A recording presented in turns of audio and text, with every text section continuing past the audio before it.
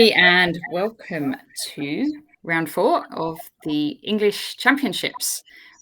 We are going to be looking at both the Open and the women's events. And the event is very kindly sponsored by Chessable. So we're very grateful to Chessable that we can host such a great event. Okay. Hi, Tom. How are you? I'm good, thank you. Thank you, Natasha, for having me. I think we've got some really exciting games to look at in both sections today. Yes. Shall we start with the Open section? And we have on top board, we have Borna against Matthew. Shall we see how it all kicks off? I'll tell you, there've been a lot of kind of English openings and a lot of double fianchettos, all this sort of stuff we've been seeing.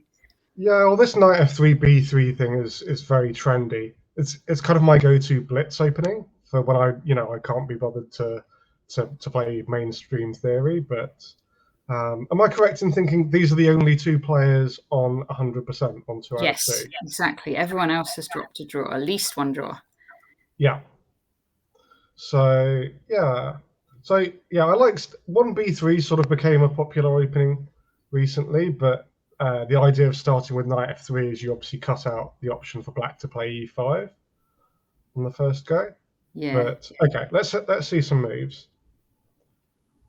And then we get this quite committal decision from Matthew Wadsworth to take on f3 before white can play e3 and recapture with the queen. So it's quite an unusual structure already just 4 moves into the game. Yeah, and Borna's taking back with the e-pawn, letting the bishop out. And do you think people would ever take back with the g-pawn here? Yeah, I mean, I'm sure you can do. It kind of reminds me of sort of a reverse trump. So now in the Trompovsky, you can usually recapture on f6 with either pawn. So yeah, I don't really have a particularly strong preference over this one, but I guess e takes is the slightly safer option here. And he's still actually going to fianchetto that bishop. Yeah. Somehow looks like some kind of bird's opening, but we've still got a pawn on f2, so not quite sure what to make of the structure.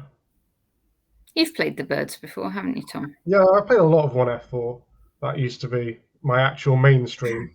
I used to play 1f4 because I had no idea what to do in e4, e5 as white. Yeah. It's been a problem for many years. But yeah, this is slightly different. So if this was I wrote a trends book on 1f4, trends in the birds, way back. And I got all my friends to play games in the birds. They all quite liked it. Yeah, it's a really fun opening. It's not as bad as its reputation. Yeah. But there are, of course, slightly more dangerous things you can do with white. But yeah, so I think white has the 2 bishops in this position. The big problem I have, and one of the reasons I wouldn't generally like to play this position, is that I don't know what white's aiming for here. There aren't that many clear pawn breaks. So if this was a birds, there'd be a pawn on e2, and we could try and prepare e4. We can try and prepare, d3, knight d2, and then grab the center. But here, I think we've got to sort of shuffle our pieces around. I guess the big question is maybe if we can get our knight on b1 to e5 or something, then we should be doing okay. Yeah, maybe via d2 and f3 and e5. Yeah, I think actually this rook e1 moment was quite a key one, because it surprised me that white played d4 after black had gone c5. I assumed that if white was going to play d4, then we might as well just do it instead of rook e1. And then we've always got the option of taking on c5 when they play d4. I think that possibly Borna underestimated this move knight e4, which I really liked from Matthew. Because it sort of looks like it's a pawn sacrifice, but I don't think white ever wants to give up that light square bishop on g2 here. You couldn't do it, could you? Bishop takes e4, it'd just be... Can't give away. I'm not even sure if you're winning a pawn. I think if you were winning a clean pawn, you could do it. but black's immediately going to take and go knight c6, and there's a pin on the d file and a pin on the long diagonal, and it just doesn't feel much fun at all. So I think after knight e4, already I feel like Matthew's sort of won the opening battle here. Yeah.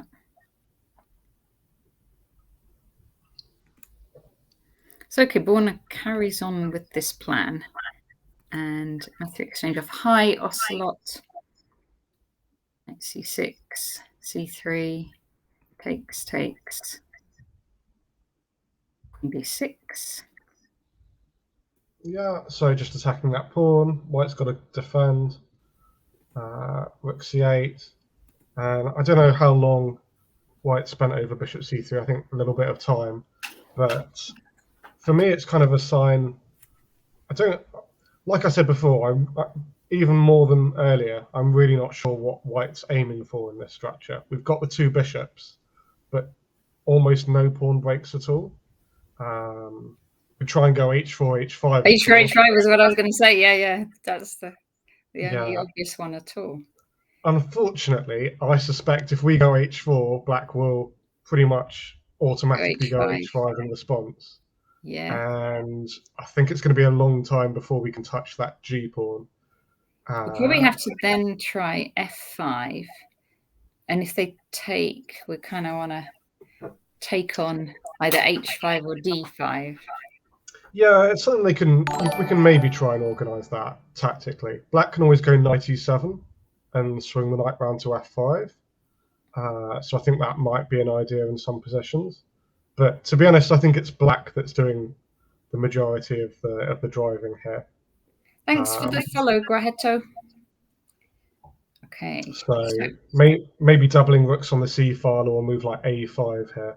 a5 had been my number one candidate move, giving both options of a4 or knight b4, something like that. And yeah, whenever I've got a position like this with black, I like to play a move and really just like what it is that they're going to do before sort of committing to a plan. Even though I prefer... Yours is not very impressed with the bishop there. Yeah.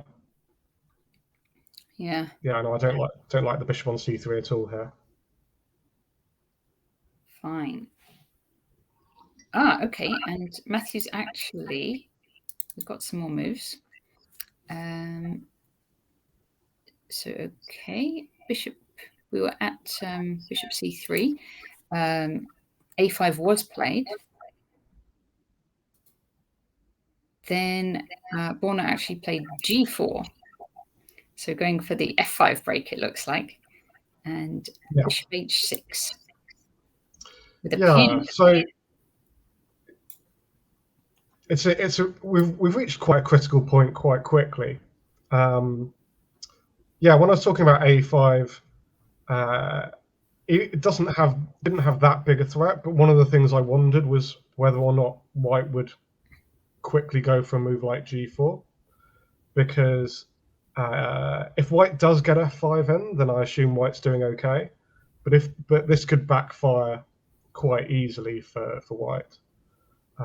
I don't think we want to play the move g5.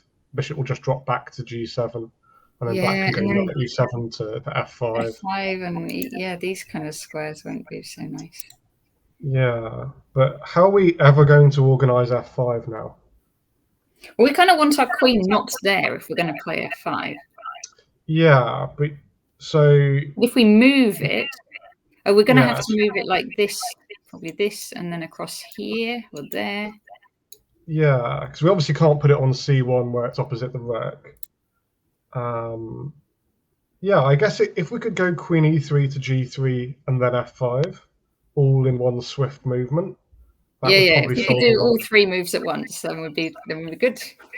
Yeah, I'm a bit concerned about queen c7. I think it's quite likely. I don't like this already for White. No, I think it's gone badly wrong. I think it was very critical around about the point that White played d4, and just the whole structure hasn't worked out. in white's favour at all, unfortunately. Yeah. It's kind of a dream position to have as black on board one, because it doesn't even feel like we're risking very much. We've just got that absolutely lovely structure. All of our pawns, all of our important pawns on light squares, and our dark squared bishop probing a weakness on d4, probing a weakness on f4. We've got I the just option suddenly of going thought a4 white at could some point. maybe go h4 and h5, because now the bishop's there, black can't meet h4 with h5. Yeah, it's true, but I don't think that black's king is the one that's going to be in danger of getting mated here. Yeah, again, I think with lots of time that could turn into something, but we need to go h4, h5, and then have a rook appear on h3. Yeah, we still need. And it's still not easy to do Queen's that. not very well placed, is it? Yeah, well, I think against most things, black is going to play the move queen c7, which both sets up a threat on f4, and there's sort of a hidden battery down to the bishop on c3. Don't know if there are any immediate tactics, but I just get this feeling that something bad is going to happen. Fine. All right. So let's move on. Let's see. Hebbs against Adam Ashton. So it's a d4 opening. So this was some sort of Queen's Gambit declined that turned into a semi-Slav structure. So yeah, we get a sort of delayed c6 here, and I don't really know this particularly well. Morning, Paul. But compared to a normal semi-Slav, it feels a tiny bit uncomfortable for black, because what we're always looking for is we've got this slightly passive structure with the bishop on c8, and black's normally looking to go for a pawn break either with c5 or e5, and both of those moves are a little bit difficult to organize at the moment. Black, in fact, went b5, bishop here. Have you played this sort of stuff against Hebbs before? No, so most of my battles with Mark have been the black side of a Dutch defense. Yes. Which Mark doesn't have that much respect for, I have to say. Yeah. So when I was about to play him last week, and you were advising the Dutch, and I thought in the end I wouldn't. I did think about it quite hard, but then I thought in the end I wouldn't, and I'd do something that he wasn't expecting. No, it's difficult. It didn't work, though. There were no easy options against Mark, unfortunately. But yeah, I've looked at what Mark plays in some of the d4, d5 things, and normally if I was looking to play this position against Mark, I think I can get a similar position with the bishop on h4 back on d2 rather than on h4. Yeah. I think that's what you're more likely to have in a Slav structure, and there you can put the bishop. Black can put the bishop on d6, and it's a bit more realistic to go e5 in that structure. Because we were saying before, the approach against Mark, it could be to just try and attack him. That might be the. Yeah, so I think what Adam wants to do here is to go b4 and c5. So when Mark went a4, that was putting pressure on b5 so that black couldn't push the c pawn. So I think most of the tactics here revolve around what happens when black goes b4. At the moment, Morning, I think. Schadenfreude. Okay. At the moment, I think if black was to go b4, it's going to be met with knight e4. And there's obviously that pin down to the bishop on e7. But maybe after black goes rook e8, when he's starting to threaten that. So, guess it's a question mark over what white's going to do before then. Is white going to push e4, or I guess the move knight e5 is always sort of an option here? I think white will want to do e4. Yeah. I guess if e4 here, then black can meet it with b4. Right. So if we see that, for example, e4, b4.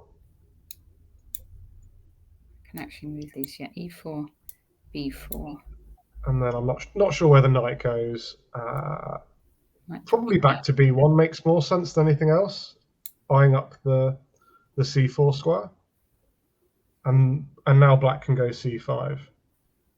Yeah. This looks quite fine for black, doesn't it? With the Well, it's very, very sharp.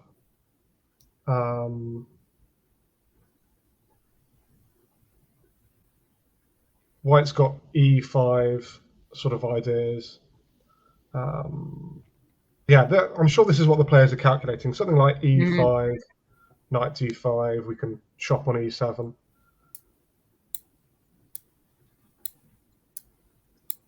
And then the knight goes to d2 and starts eyeing up the d6 square. Yeah, either via e4 or we can gain a tempo on the queen as well. Yeah, but I think black is mostly okay here.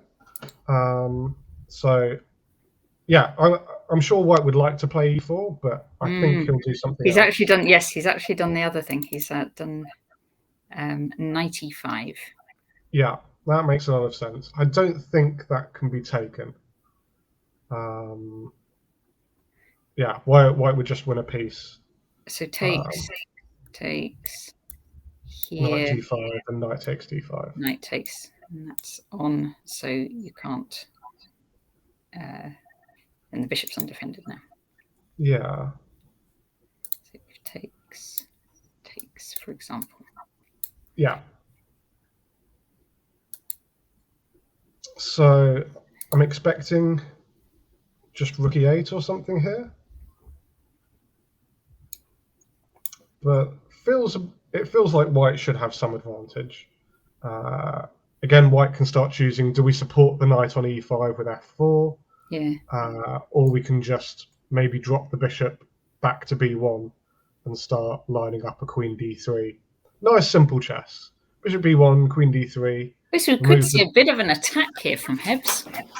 Yeah, Mark really likes these quiet structures where it feels like nothing's really going on, but Mark always seems to be a man with a plan. Yeah. And so long as he's got a plan, he's happy. And for the moment, I think he'll be happy enough. I was going to just do a quick flick onto seeing the players. Okay, so this one. So here we've got Borna and Matthew on board one there. Yeah. And that must. So I can't quite see Hebs actually in this. But yeah, okay. Let's flick back to the chess. And board 3, we have another big match of younger players. Chessable against Marcus Harvey. Yeah. By the way, who's your pick for the tournament? Yeah, I was going to say Marcus would be one of my picks for the favourites. Me too. I think before the tournament started, I thought he might have a good chance. Yeah. So I think I'd pick an IM to win the event rather than a GM. One of the young, hungry players. But I mean, obviously, Shreyas is still a FIDE master, I think. So, not. What about Matthew Wadsworth as well? He's been playing well recently, hasn't he? Yeah. Matthew's been playing well. Peter Robeson's been playing quite well as well. True. He was. He's sort of close for a GM norm in the 4NCL. So yeah, I think it's probably about as open as this field could be. Yeah. So you think so Richard Pert's also IM, isn't he? Not GM. So you think that IMs, because we've got quite a few IMs. Yeah, there are more IMs than there are GMs. I think there were just the 3 GMs. Yeah. Mark, so there's Keith and Hebs and Peter. Yes. Yes. Yeah. But okay, should we have a look at how Let's this see this game game. went? So we've got quite a mainline Catalan.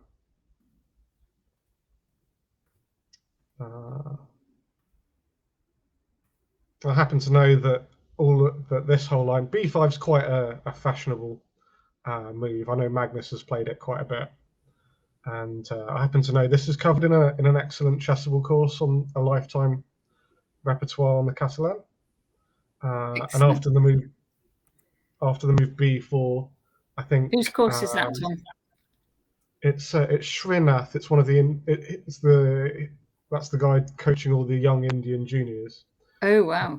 Who are now playing the Catalan, probably off the back Wow. of that. And I'm pretty certain that he recommends the knight on f3 returning back to d2 Okay. to So grab the pawn. Shrez But has done okay, it the other way, knight bd2. yeah, but this move has been played by lots of 2700 players as well. So Yeah. it's just a slightly different line. Narayan was World Under 14 champion. Yeah, I used to play huge amounts of 1 minute chess against him back on the ICC back in the day. Did you get the upper hand? When he was, I think I'm a few years older than him, so I used to have the upper hand, and then not so much. In terms of age, yeah.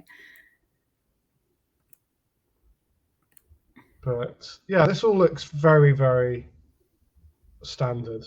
Again, black isn't trying to hold on to this extra pawn, just wants to buy some time to go c5 and exchange off the white central pawn on d4.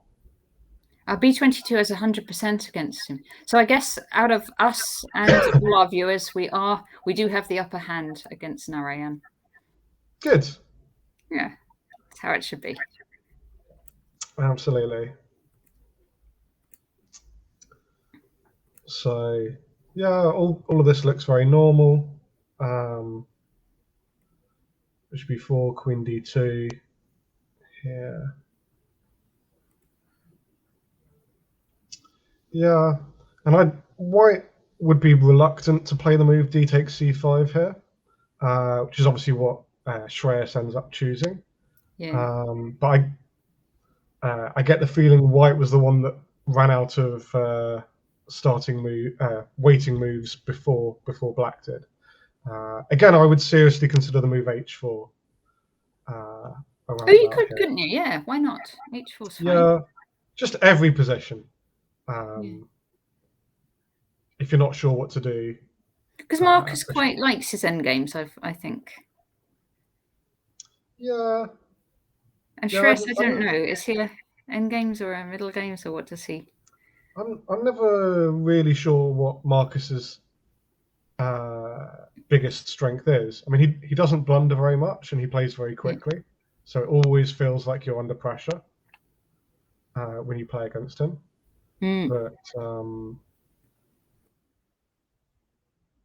But it certainly looks like he's done some serious opening work as well. This looks like a very, very solid line. It feels to me like black must have pretty much equalized here.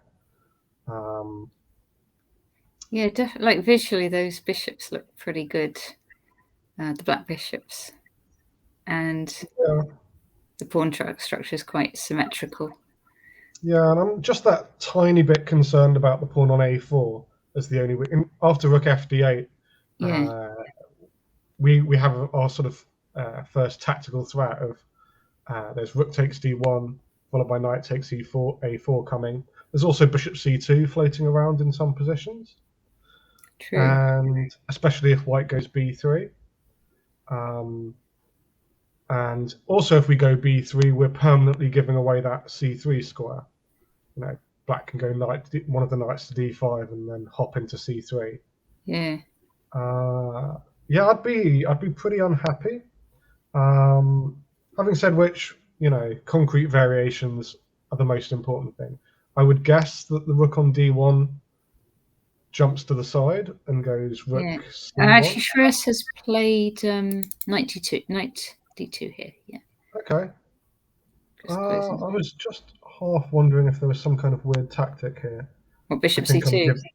Oh no, rook on a8's on. So. Yeah. Yeah. No, okay. I was hallucinating something that really didn't work, but. We're allowed to because we're not actually playing it. Yeah, but I can tell you I would be really optimistic with black here. You know, very often black against the Catalan, you're happy to equalise, and if the game's a draw, then you know it's not been such a bad day at the office. But I think already Marcus will be looking to press, so maybe we trade on G2. And I think it's like active pieces at the moment, so we'll probably want to do something, or just like swap bishops first, and then yeah, swap bishops, and then either just something really simple like rook d5. rook Rook d5 is a nice multi-purpose move because obviously we're threatening to double rooks, but we're not far away from g5 being a good move.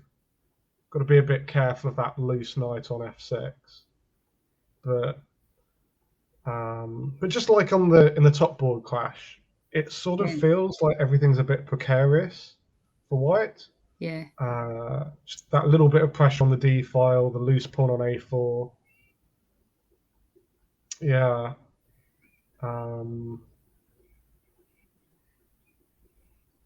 Yeah, I don't like white's position here. No. But maybe we have exchanged. We've exchanged the bishops already, and yeah. So so rook d5. Yeah, there's also knight. We could move the knight from f6 to d5. Knight f5. Yeah. I was looking at that one too. Yeah.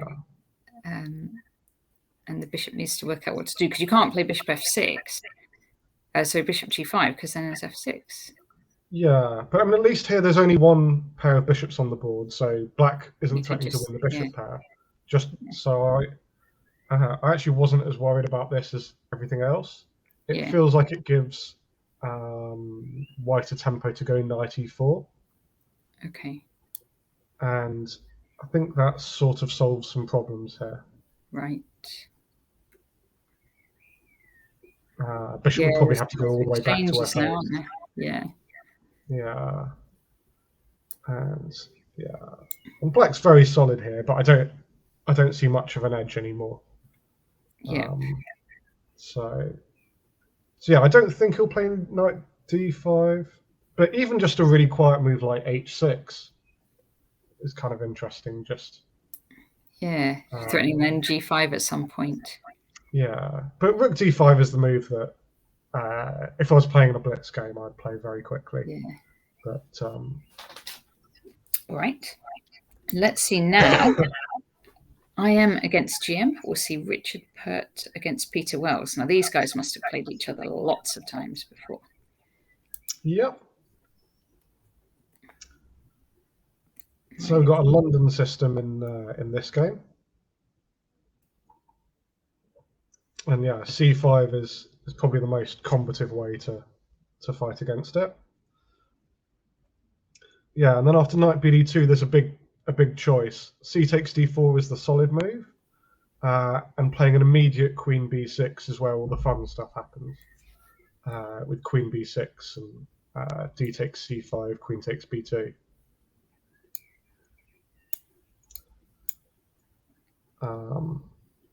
But yeah, I assume Peter just wants to avoid that kind of really sharp opening theory and just keep the game in more sensible territory.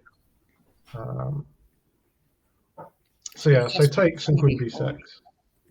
And queen b6 now. Yeah. And it's interesting, this pawn structure, because even though this started off as a London system, you can get to these pawn structures via the Caro-Kann as well, in an exchange Caro-Kann.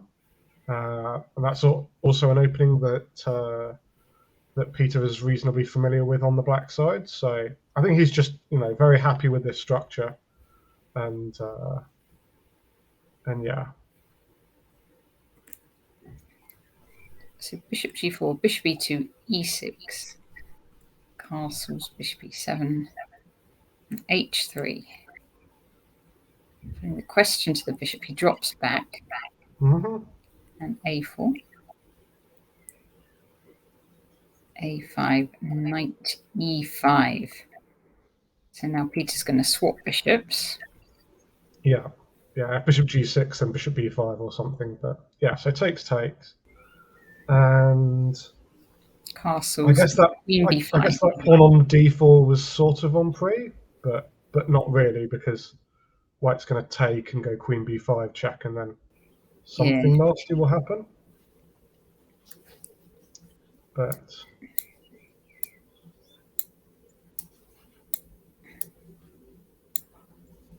Already looks pretty nasty because the b7 pawn's on pre's.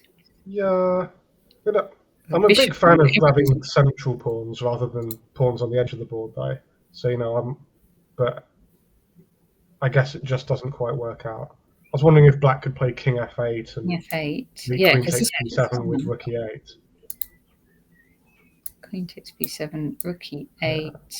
If the rook goes anywhere else, there's a nasty queen takes e7 tactic with knight c6. Ooh, and a fork.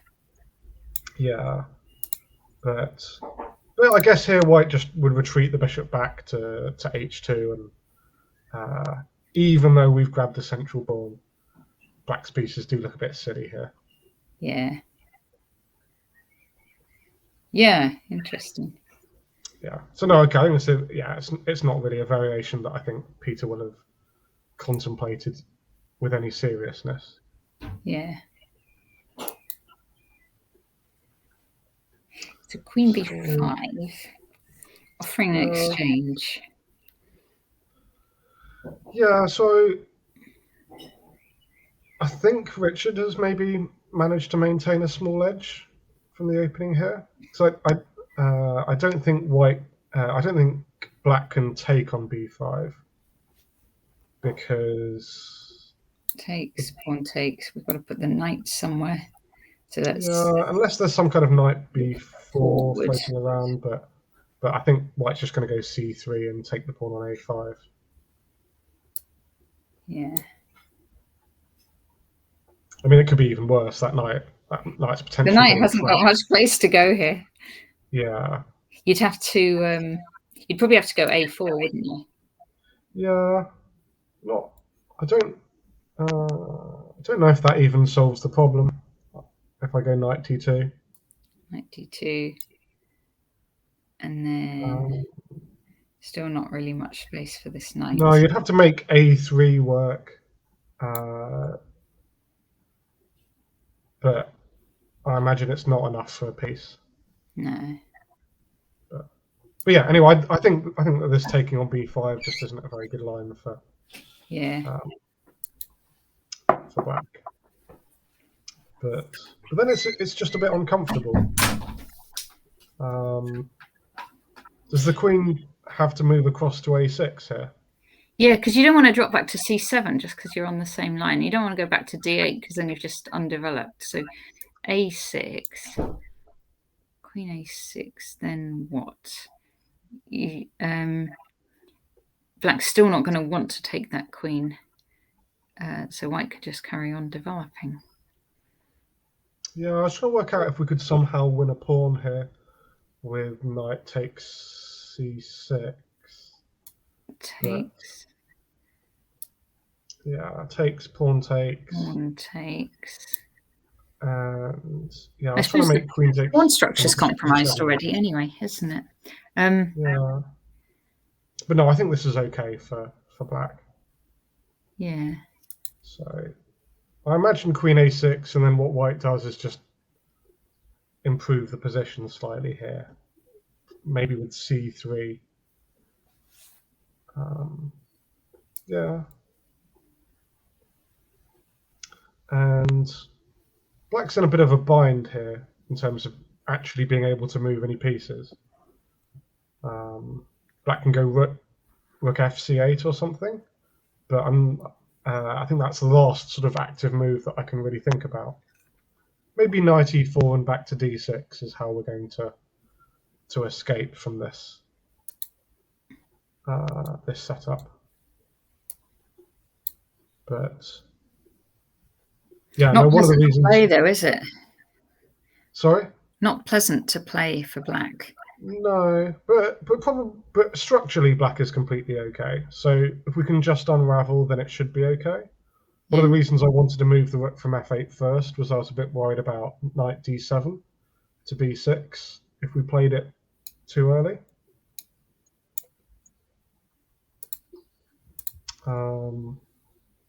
And this could potentially be a bit nasty. So, yeah, it'd be interesting to see how Peter handles this. I guess it's not much of a surprise to see him somewhat down on the clock. I was trying not to mention it. Well, I mean, it has to sort of be mentioned. Yeah. No, he does. He'll think through all the possibilities in the position. He gets very interested in the position. Yeah, and I was very impressed with, obviously, he turned things around in the first rounds. He was in a huge amount of trouble. Do you know what? Because that was in the other round. That was against Max Pert, wasn't it? It was against Richard Pert's son. So Max actually got a draw with Peter. So Richard's going to see who does better in the family against Peter. Yeah, absolutely. But I mean, if Peter had 10 minutes at the end of that game, he'd have played on. Schadenfreude is asking if that can take on e5. Presumably not in this position. Not in this position. Maybe after Queen a6, c3. Yeah. I guess that's the question. And take on e5. Let's see. So it takes. Yeah. I'm assuming that we normally want to take back with the bishop. Unless there's a tactical reason to do the other one. But yeah, let's assume bishop takes. Yeah, I think black can absolutely do this. And then maybe knight e4 Knight e4, to yeah, d6. Yeah. So maybe it's nothing much for white. Yeah, I think it's white to demonstrate if there's some sort of idea in this possession. But even if the queens come off, I don't know. I was going to say that I slightly preferred white structure, but I guess it all depends on exactly how the queens do come off. So.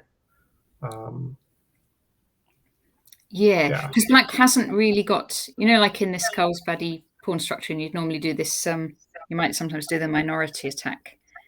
It's hard to get it in here because of a5, a4 already in. Yeah, but if we can force white to capture on a6, and then we recapture with the rook, then we can play the slightly odd rook on a6 to b6 and put the pressure on that way. So I'm not sure I'd call the position sharp, but there's still quite a few concrete lines that have to be analysed here. But I would put the position somewhere between equal and a very small edge for white. Yeah. Alrighty, let's go on. Okay, so now Peter Roberson against Jacob Boswell. So Jacob's been having a very nice tournament.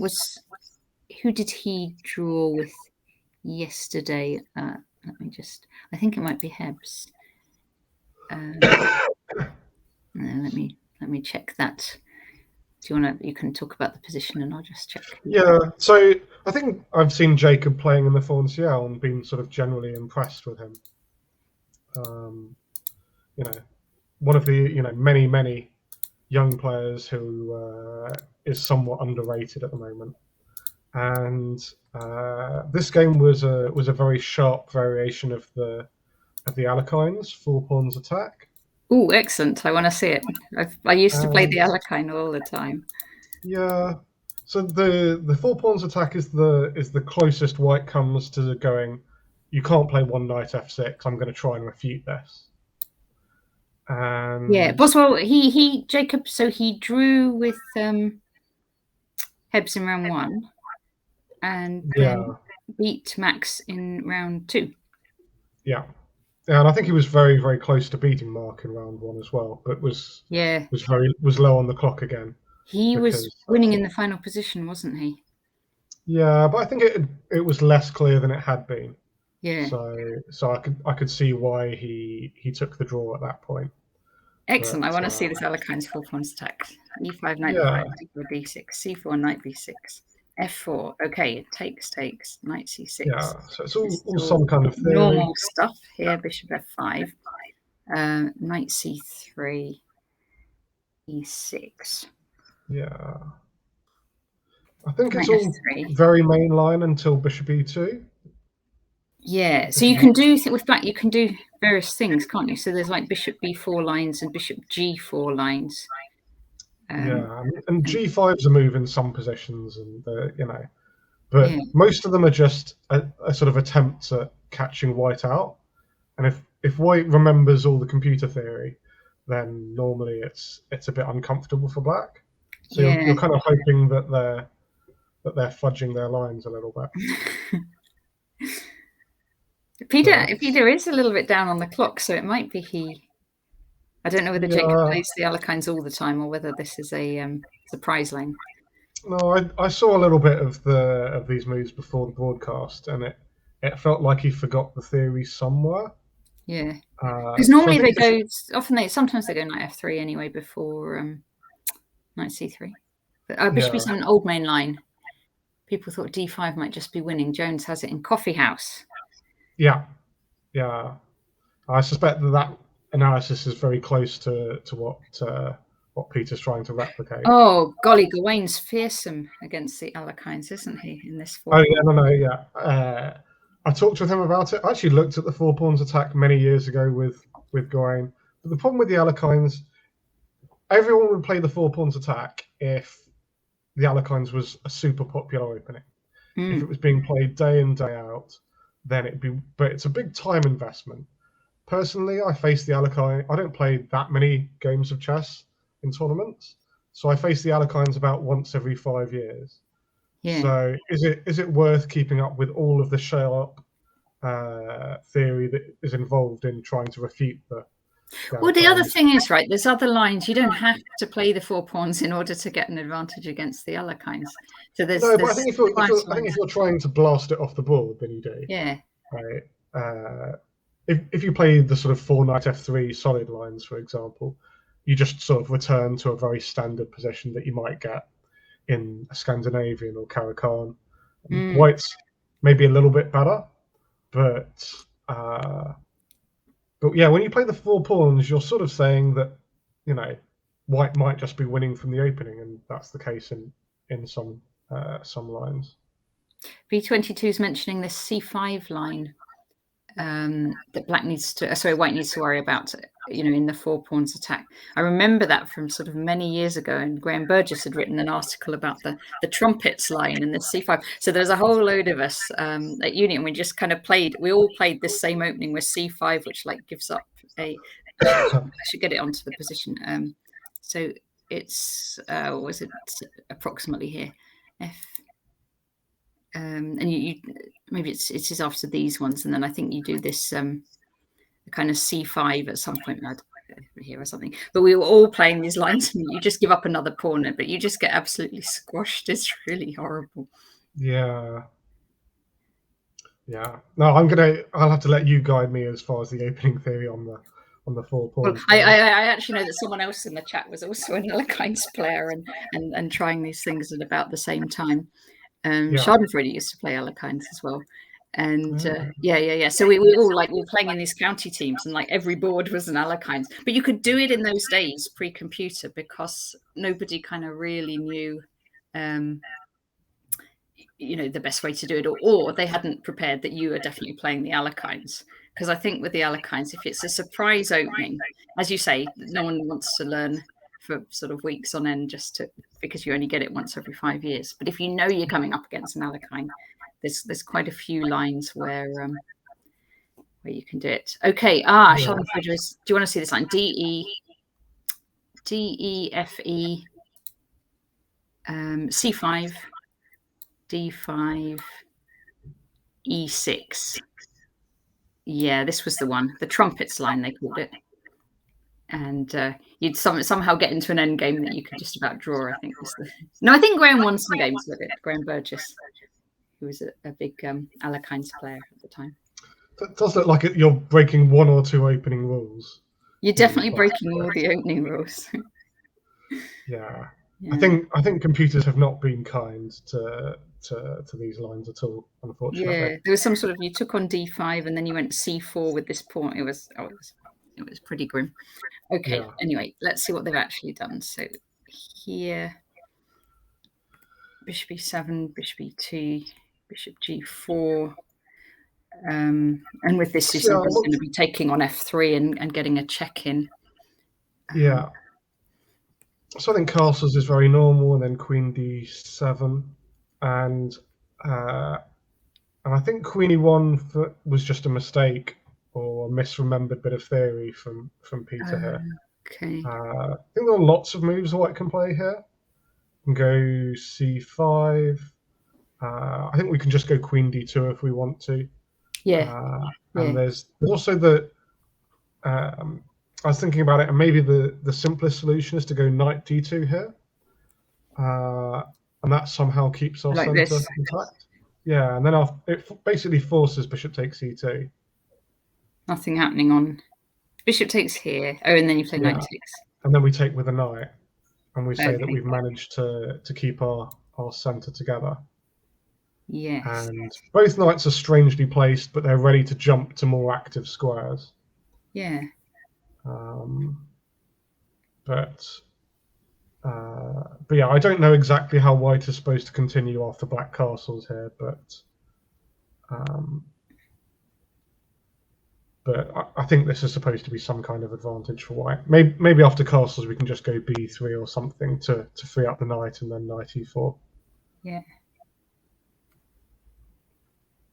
Castle's long, shall we? Yeah. Oh, so I was wondering if you castled long. One of the things about this is my rook's hitting f7. Yeah. So I should be able to grab that one. Just take it. Take it off. Yeah. Why not? Yes, we can't do that. Yeah. But the only downside is after castle's kingside, the move I really want to play is queen g4. Sometimes you go f6. Yeah, I assumed after you'd gone that you'd castle first and then go f6, but maybe you can do it straight away. I mean, f6 so then you can still think about going long. Yeah. I would be nervous about things like knight f4 happening. A bit loose, isn't it? Yeah. Wondering about d5 as a pawn sacrifice. Let's see, for example, so if you took, there's queen h5 check. I think that's got to be a disaster. So let's have a look at castle's queenside instead. This is long. And I was looking at d5. D5. Let's say pawn takes pawn. If you take them, then maybe there's knight takes e6. So takes and then e6. And then. So I wanted to go e6 instead of c takes d5. You do, okay. e6. Fine. And that forces your queen back to e8 because queen d6 is met by c5. Queen e8. Yeah, and I was sort of hoping that pawn on e6 would cut the black position in half, and that this would be good for White. Maybe we take on b6 and take on d5. Probably with the knight, but also maybe with the pawn. It does look a bit of a pain, that pawn on e6. Yeah. Maybe we have to. I think you're probably right. Yeah. No, I think you're right. We had to take with the pawn. Yeah. But yeah, I'm never sure if this is exactly what the problem is going to be, but it just feels like something bad is about to happen to black in these lines. Bad things can happen. I've been there. It doesn't always though. Sometimes you destroy their center, and then it's good. Yeah, I think it's the same relationship I have with the Dutch. Is it worth getting 4 bad positions for one really nice win? Yeah. And so for a lot of people, winning a beautiful game of chess is more important than absolute results. So, but you do get a bit of a buzz when you play the Alekhines, as long as they don't go too nicely free. So yeah, anyway, after queen e1, I'm not exactly sure what the idea was here, but bishop takes f3 seems to win a pawn. Yeah. because whichever way we recapture, there's no pin with rook d1 because black's always going to have a check, either capturing something on f3 with check or the bishop on e2. Yeah. So yeah, it's not that uncommon that you do win one of these 2 pawns. yeah, but maybe not at the top levels. well, I mean, I think there are plenty of lines where it's okay to deliberately sacrifice them as well, but it doesn't feel quite like one of them. Blue Grey Hayes Baburin also used to play the Alekines. He did, didn't he? Yeah. Yeah. So this is what we've got. So this is pretty good for Jacob, right? I think so. Yeah, I think it's turned out okay. The position should be good for white somewhere, but I have a feeling that Queen E1 is where things have gone wrong. A few more moves. Castles. Queen E2. Do you think it was just a misremembering of some theory by Peter there? Yeah, I think so. Give up that pawn. Yeah. Yeah, there must be a line where it's a very dangerous idea. But okay, I mean, white's still got lots of active pieces, and black has a reorganization to do. If black could go knight b4 and c6 in one move. B22 has just looked it up in the coffee house, and black's played a mix of systems. So maybe he's kind of move ordered Peter a bit on one of the coffee house lines. Yeah, I suspect that's what happened. Is that Pete had one idea for one line and another idea for another line, and because Jacob's mixed it up, he's it's had the effect of confusing Peter a little bit. But yeah, interesting. We'll see how this goes. Okay, next one is Keith against Jonah. I sort of feel like we've seen this before. Yeah, so I think the thing to say with any Keith game is the queens are off the board, and we'll see more of Keith in an hour and a half's time.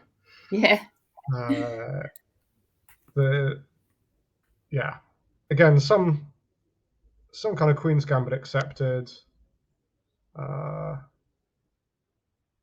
Queen's off. Not the opening choice I would have gone for against Keith. Just go. No. Do you fancy a completely symmetrical Queen's off middle game with an extra tempo? But you've got to play something against Keith, so objectively, black must be close to equal. Yeah, but it's a tough ask, isn't it? He's going to be playing this all afternoon now. Yeah. Guess he's got nice active bishops, and objectively it doesn't look like very much. But yeah, this knight d4 move followed by f3 is very, very logical. I like the way that Keith has just left the bishop on c1, because you'd think that automatically the best square would be b2, but we don't know for sure. We might be going e4 and bishop e3. So we're kind of putting an immediate question to black here. And again, Keith, has a big lead on the clock. It's part of his method of winning these positions is that obviously he'd like to get some sort of advantage to increase the pressure, but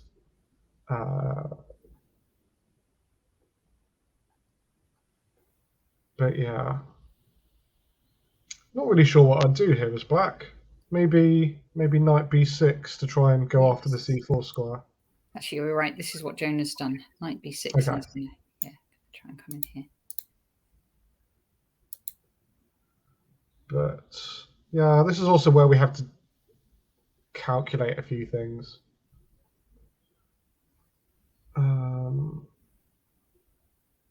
I was just wondering if after e4, if black had to move the bishop, or if we could play bishop e5.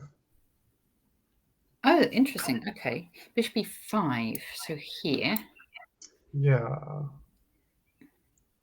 And the idea is if I can persuade... You obviously can't play bishop b2 because I've got knight a4. Which would be very strong. Ooh. So, okay, bishop e3 maybe.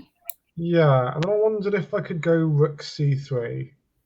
And this is where I'm going to be, quite liberal, because I get to sacrifice other people's pieces. Yes, you're So free to. yeah, so bishop f2. Wondering if I could then go bishop takes e4. Right, let's see where you're going with this. You're going to take back on e4. Yeah. All right, I'm going to take it. I think the answer is that this is all nonsense because because white has knight c6 check. Knight c6 check is. Yeah, which was of course covered by that bishop, Yes. but is covered no more. So I think that's more pieces than I was hoping to blunder away. Joan is not going to do that. No. So yeah, but here you don't have to check. No, but then I think we probably haven't achieved very much by doing this thing. So no, I think bishop e5 is probably just a big mistake. Yeah. Okay, so e4. That bishop needs to choose, so it can't really drop backwards along the diagonal. So it's going to have to go into here, really. Yeah. I felt a tiny bit uncomfortable with this, which is why I was looking for some kind of tactical solution. But maybe white doesn't have anything here. But yeah, everything's just a little bit loose because there are tactics involving knight c6 check and e5 floating around. But we can't do it yet because of the loose bishop on e2. Yeah. But probably this position is still very close to equal. White plays bishop e3, for example, and then we start to see some exchanges. Black just takes on e2 and plays knight c4.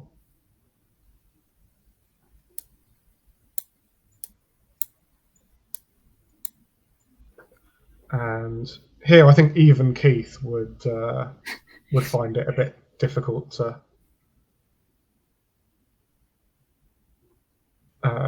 to extract much against a player of Jonah's quality. He'll try for sure. Yeah, of course, but at some stage, the best way to play against Keith when you get these kind of endings is to be trying to win the game, to be finding some reason to be better. As soon as you're the one that's pressing him and putting him under pressure, then you can't fall into this situation where you just have to defend for 3 hours. Because I know that if I have to defend, yeah, because you don't want to be swapping off to a thing that this should be drawn, and I should be drawing this.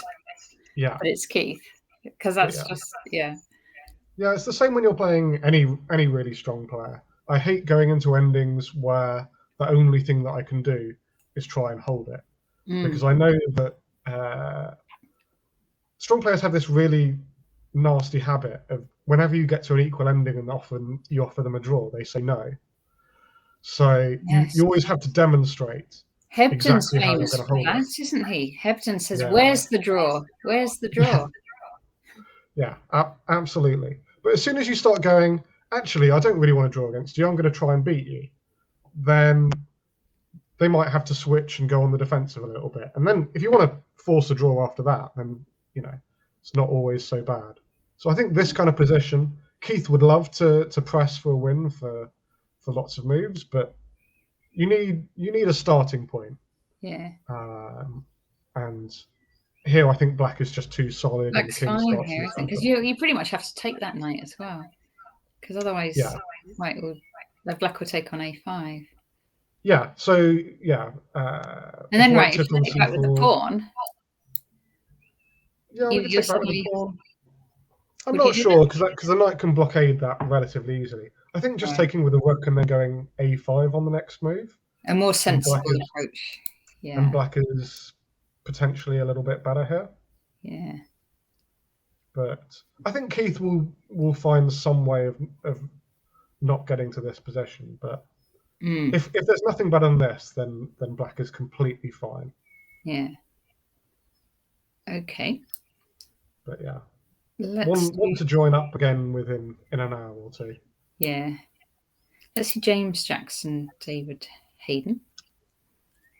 So all of the pieces on the board in this one. Advanced Caracan. Yeah.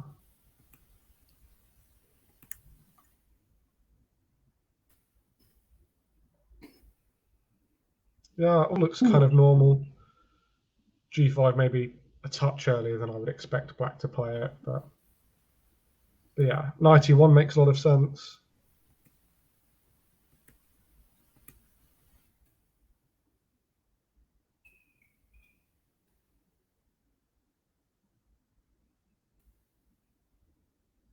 Yeah, it's going to be a very tense one, this.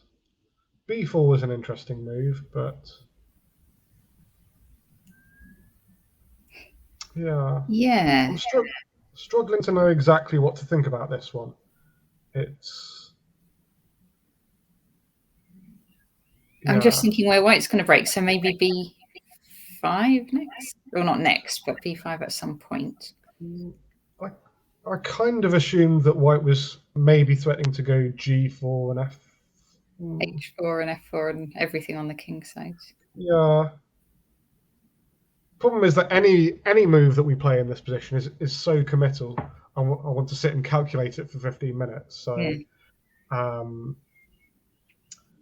yeah. Well, actually, black played G4 to, I suppose, to stop it. Yeah, but I mean, okay. So white, I guess his idea is that if white goes F3, then he's going to go. Well, he's not going to take it. He's either going to go G3 himself or play H5. Yeah. I think the one thing black doesn't want to do is allow white to open up the F file. But I think my first order of business as white, at least if I was playing relatively quickly, would be to sort the situation for the knight on B1. Yeah. And yeah, that's what he's done. He's done knight A3. Yeah, I think he's after that so we might be supporting B5 in some positions, but we can also drop back via C2 to E3. Yeah. And that feels like a very good square for the knight. It supports us going F3, puts some pressure on the G4 pawn. He's aiming for a mate, Tom, with B5, takes, and then if black does F6, you go knight in here, checkmate. Oh, that's his plan. That's it.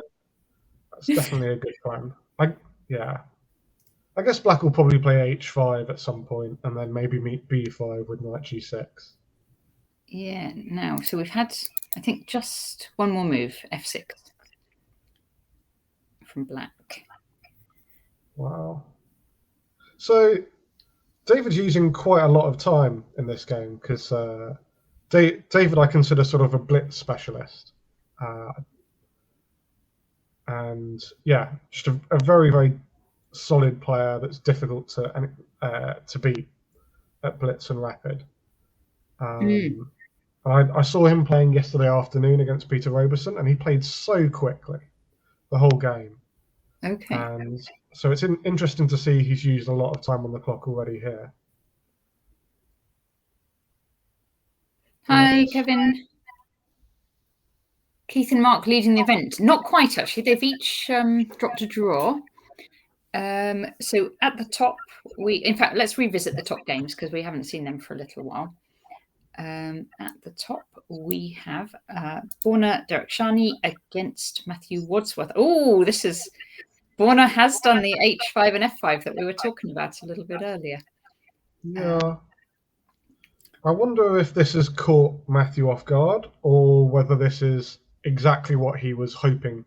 Yes. Borna would do. Because we were asking which king is actually safer here. Yeah. Well, it is about to explode into some kind of chaos. I'm assuming Yes. black's going to go bishop F4 at some moment. I wonder if he's calculating the difference between going bishop f4 and going bishop h2 check first, and then bishop back to it, f4. Yeah. That. But just say it is just bishop f4. This is. Yeah. Is this just very nice for black? If black can take on g5. Well, I'm not sure we can really simply take it. So let's say queen d3, for example. Yeah. I think taking on g5 is a mistake here. Yeah, we probably have to capture do on g6 or all e6. this g6 stuff. Yeah, but I assume what black is going to do, and the moves are very interchangeable, but I guess black is going to play e takes f5. Yeah. And then bishop takes d. If bishop takes d5 happens, then grab the pawn on g5.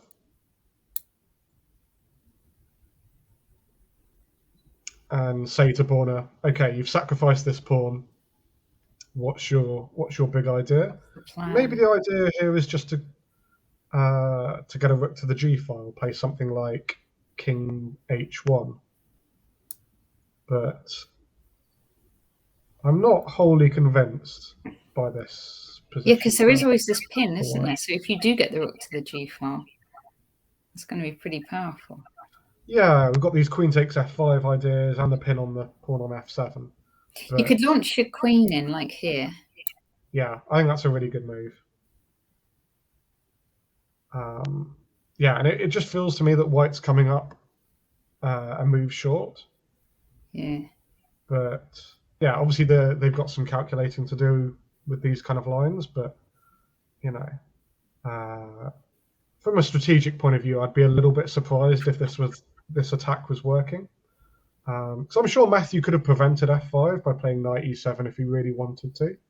So, given that he's allowed f5, you've got to imagine that he has something in mind, and he's just calculating the right way of doing it.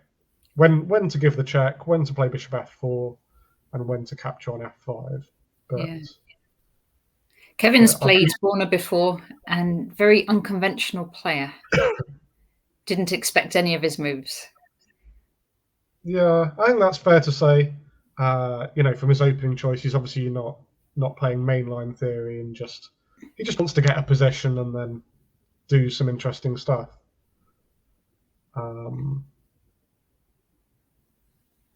But yeah, okay.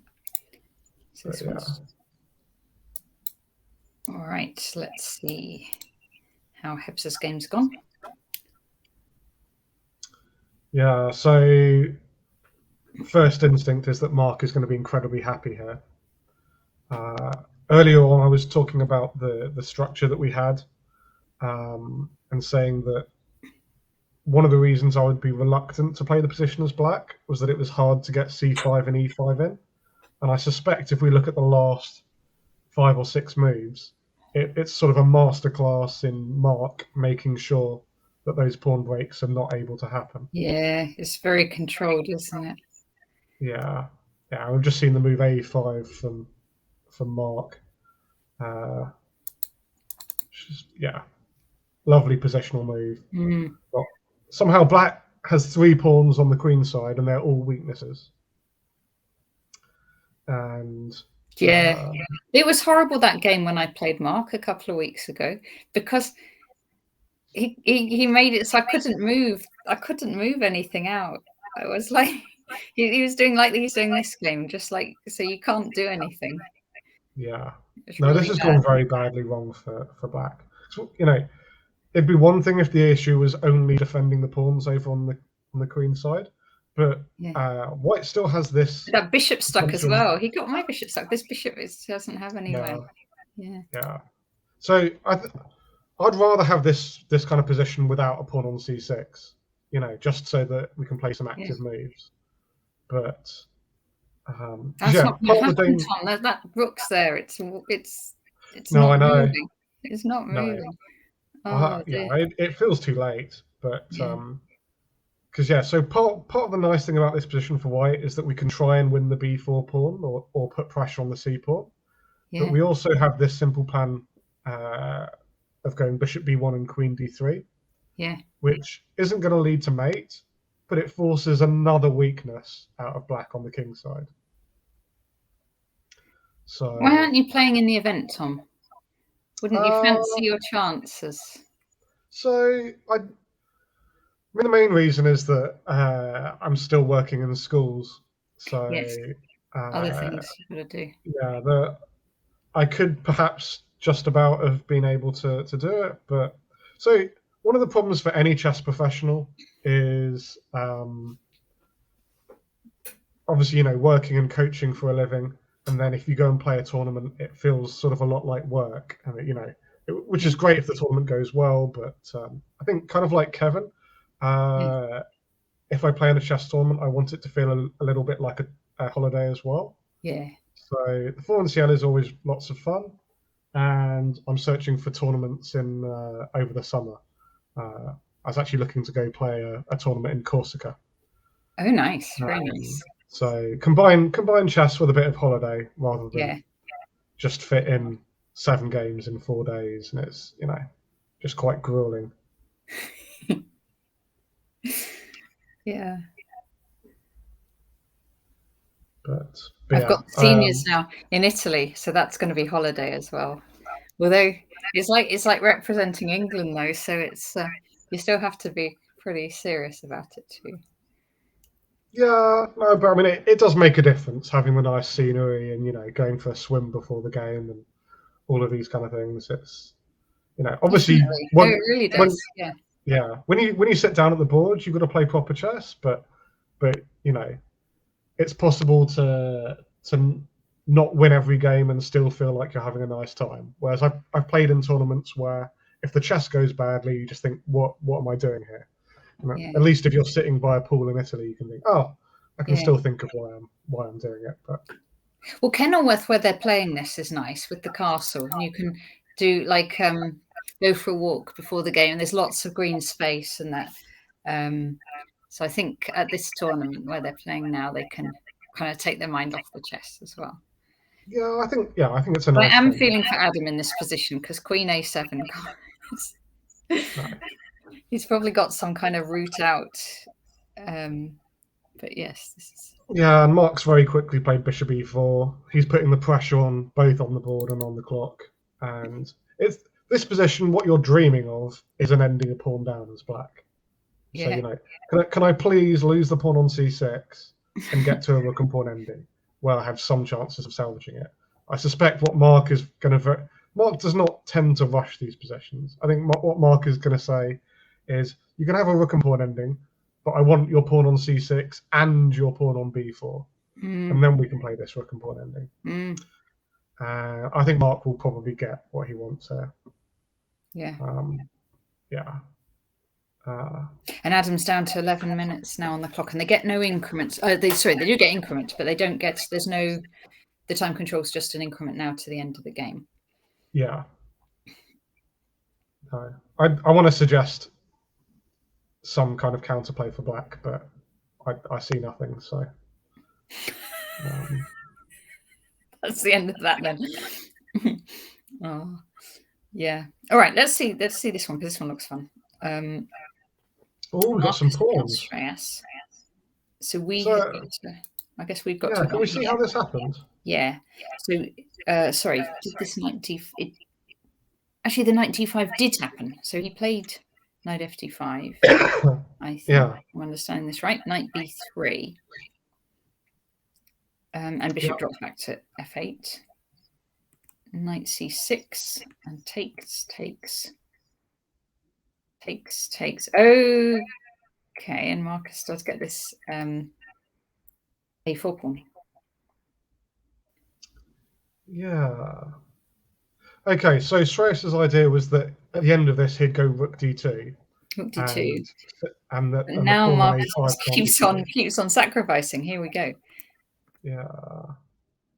And this is where they're at.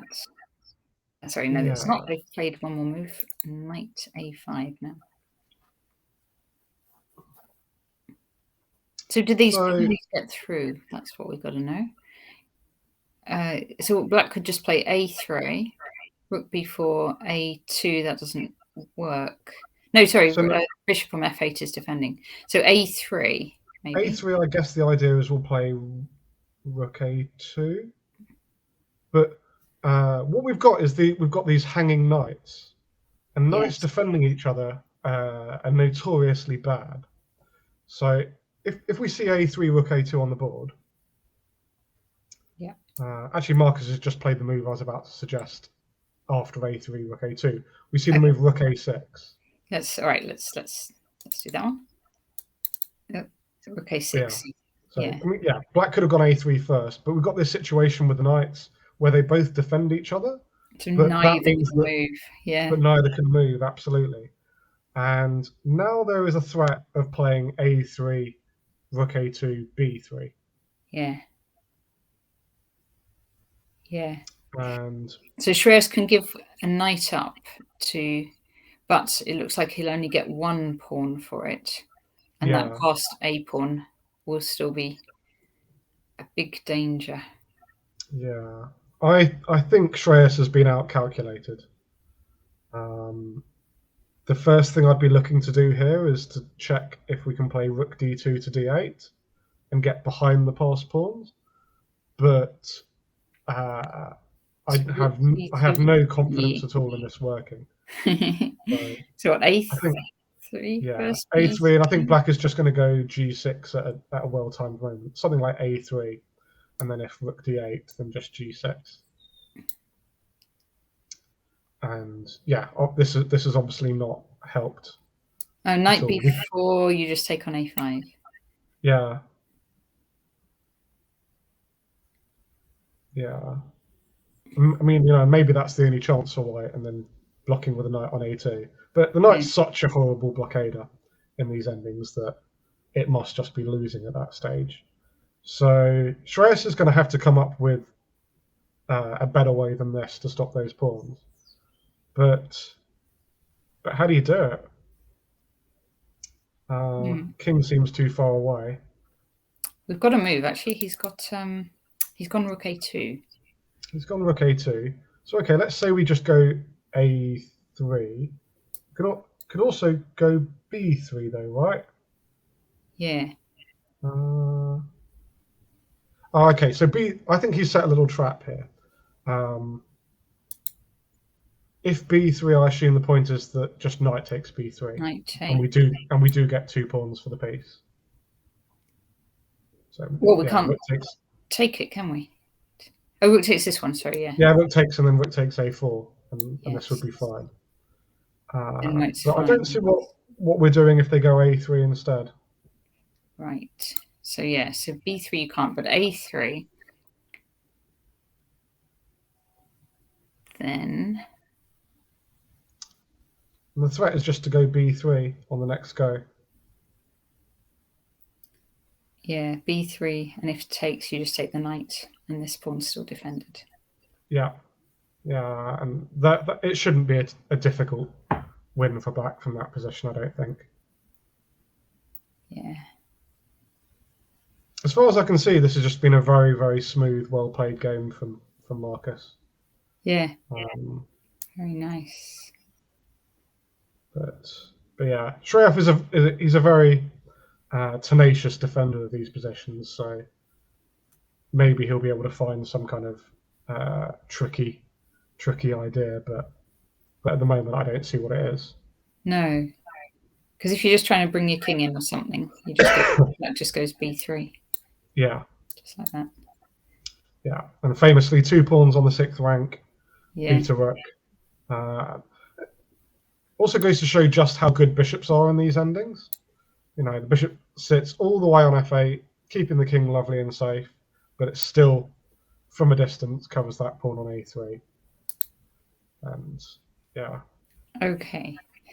Now, Tom, we better check in also on the women's tournament. We haven't seen that yet today, so let's do that. Yeah, I saw we had a Dutch on top board in that one as well. Oh, do we? Well, let's see that. So this is Ala Gamal against Nina Pert. d4, e6, c4, and f5. Dutch defense. Excellent. Yeah, so a classical Dutch. And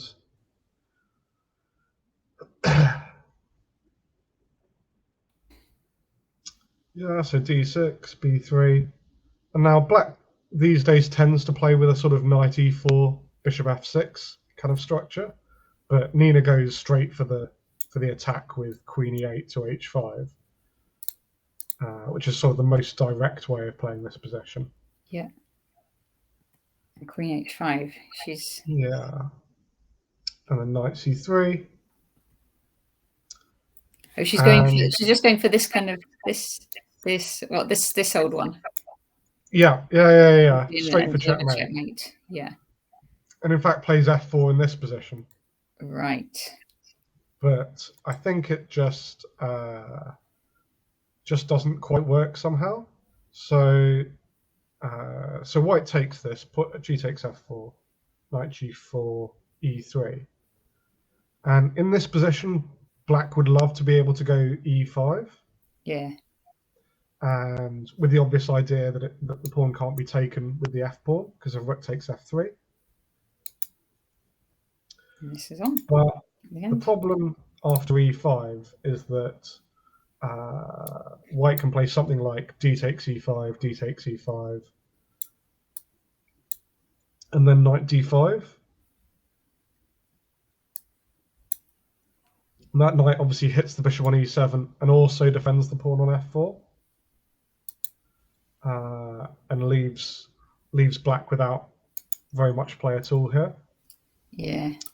So I think the problem was that Nina got to the position after she'd sacrificed the pawn, and then realised that this was a problem, so played c6.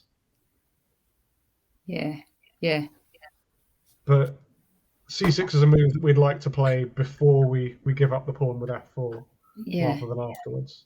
So Nigel's asking, do we know Ala Gamal? You were saying you know her from Blitz in London. I think so. If it's the player that I'm thinking of, someone who sort of turned up 2 or 3 years ago, I'd never seen her play before, and she was suddenly very, very dangerous at Blitz. Yeah. And sort of challenging everybody. And if I'm remembering right, she was doing some streaming with Danny Gormally. Okay. I think so. And yeah. So she would have learned from Danny's coaching. And Florencio for Blackthorn when Zoe's not there. Okay. And she obviously had a very impressive win yesterday. Yes. Against the tournament favourite. So yeah. But yeah, so I'm afraid that it does feel like white's just sort of a pawn up here. Yeah. Egyptian champion, is she? Wow. So let's have a look at and see what happens. But it doesn't feel like black should have much of an attack here for the moment. No. Okay. Oh, 95 is a nice move. Nice tactic. Yeah. Yeah, we've got the pin. We've got the loose knight on h5 as well. So, okay, knight f6 made sense.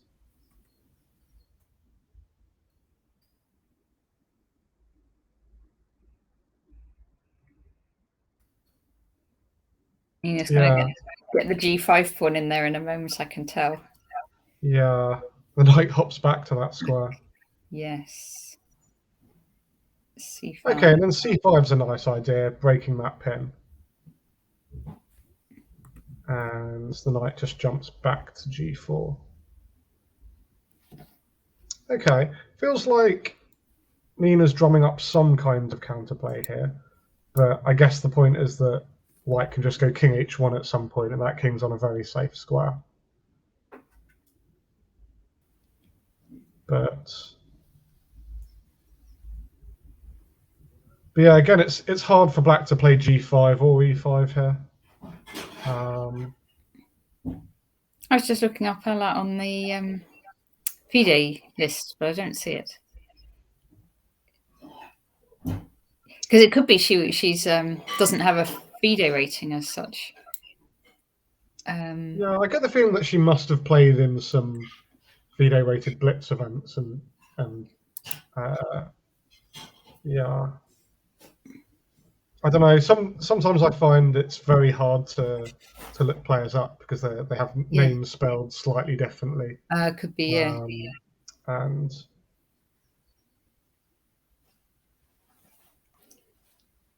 Right. but Oh, we do have a few more moves. Knight G4, Rook B8, takes, and Bishop B2. Looks nice for white, doesn't it? it does. It's just been a very nicely controlled game so far. I guess the only thing that's missing is that white would quite like to get the queens off, Yeah. just to really reduce the pressure. So I think that's one of the reasons he keeps playing knight e5. Is that if there was a tempo to play queen g4, that would force the queens off. Effectively. That's a nice plan. Yeah, and then just play with the extra pawn. Yeah, but the other problem for black is just, despite being the pawn down, we still haven't quite got that bishop on c8 into the game. So I'd be very tempted to just play the move b5. It might weaken our pawn structure, but at this stage we've just got to go, I don't really care about the pawn structure so much. I just want as many active pieces on good squares as possible. Go all in, yeah. Yeah, go all in, capture with the rook, go rook b4, and try and drum up some counterplay. Because shuffling pieces around for a few moves doesn't feel like it's gonna be enough here. But I've also just realised that maybe there's a tactic floating around. Bishop b2. Does that threaten knight h6? Oh, yeah. Maybe it's not as clear as all that because at the moment there's queen g6, but it's not far off. So, for example, let's say we were going to play the b5 move, which was my let's get pieces activated idea. Then I think white would be able to take and meet rook takes b5 with bishop c6.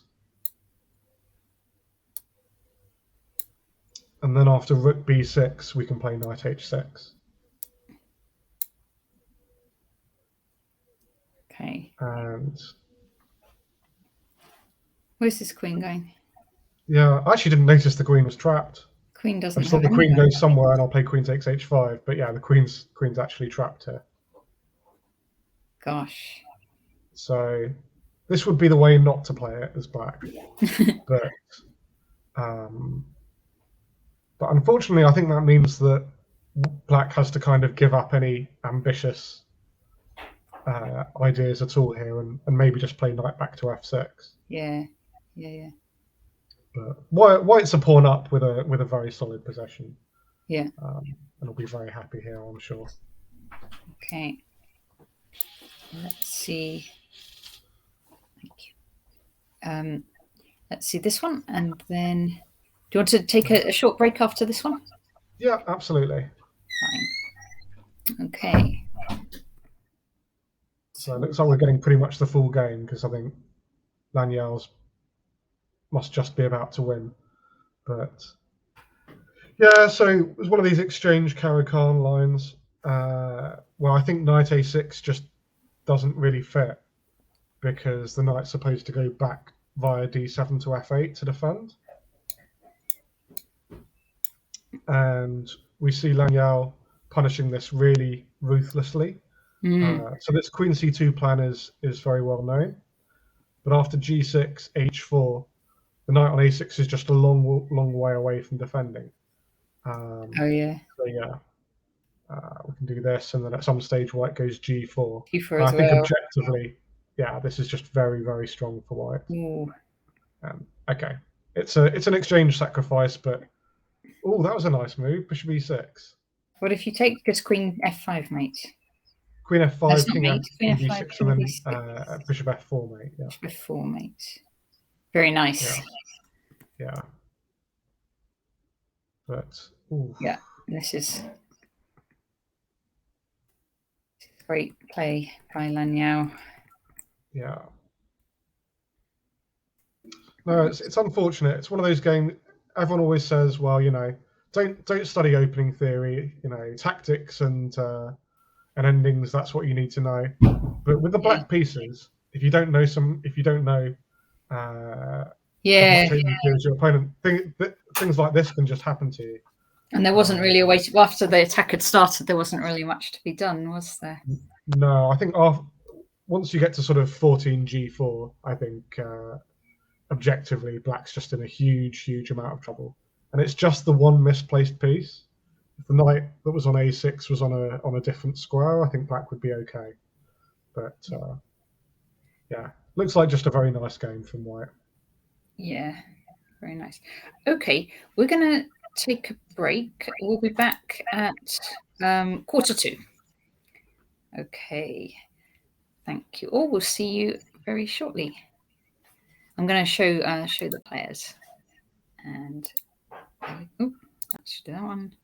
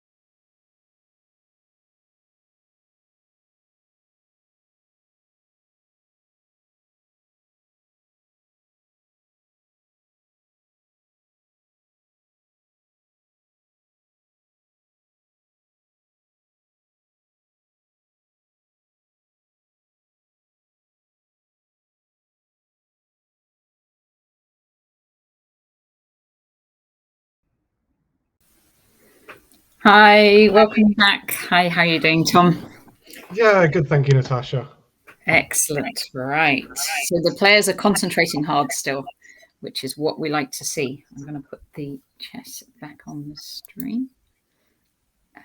Okay, and that was Lanyao's game. Let's look at the next game in the women's event. And we've got ECF Women's Director Aga Maleska against May Kataby, a very good junior player who's been doing very well recently. So let's see how they're doing.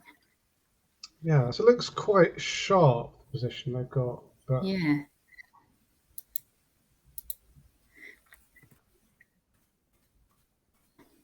so yeah, some sideline against the Grunfeld.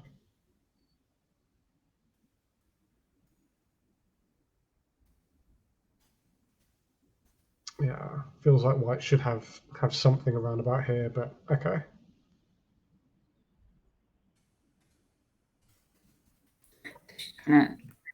Yeah, looks like White's going like.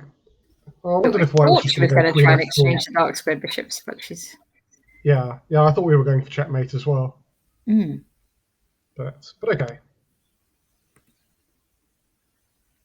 So yeah, it seems like Black equalised at some point. Those two bishops feel like they should be okay. We get this c5 pawn break in, and Black should be much happier. But knight g5 is a good move.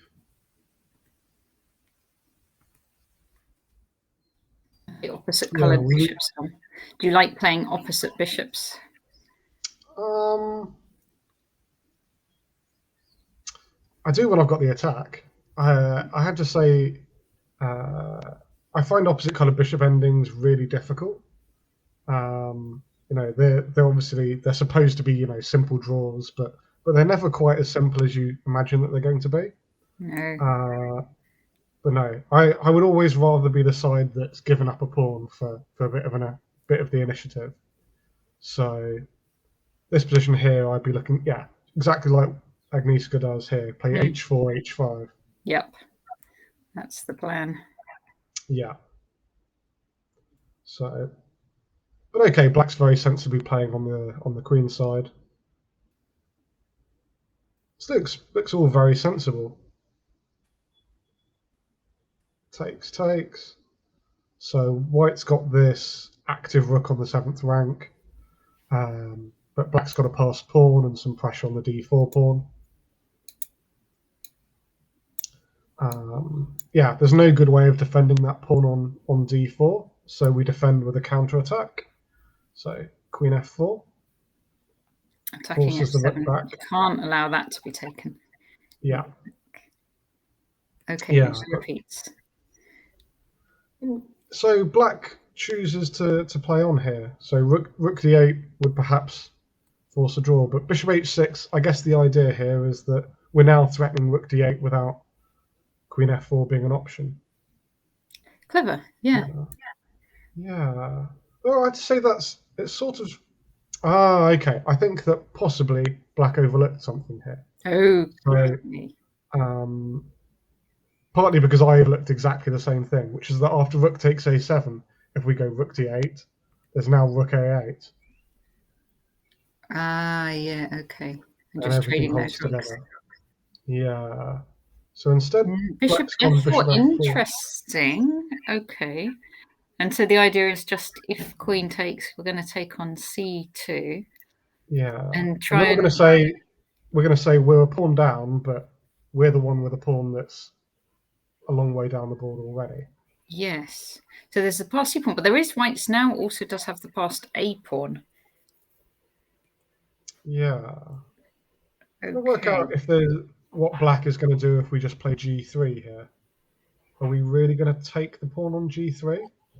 Let's see. g3 takes. Yeah. So I think if we're playing for a win, we have to go king f1.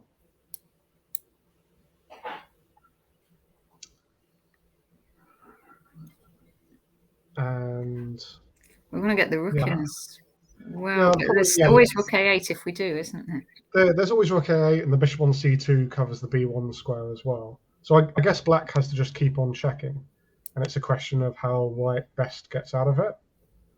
I can't see a really clean way of doing it, but I've got to imagine that there's some kind of way of doing it here. Yeah, because if we do queen g2, black just takes on h4.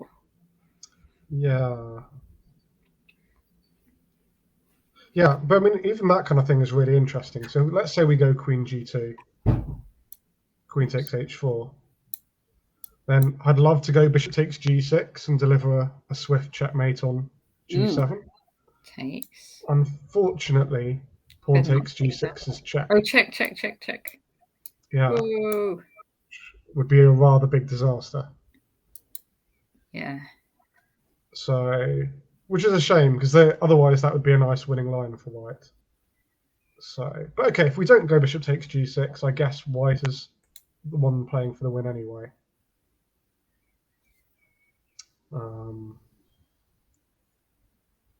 Well, it's complicated.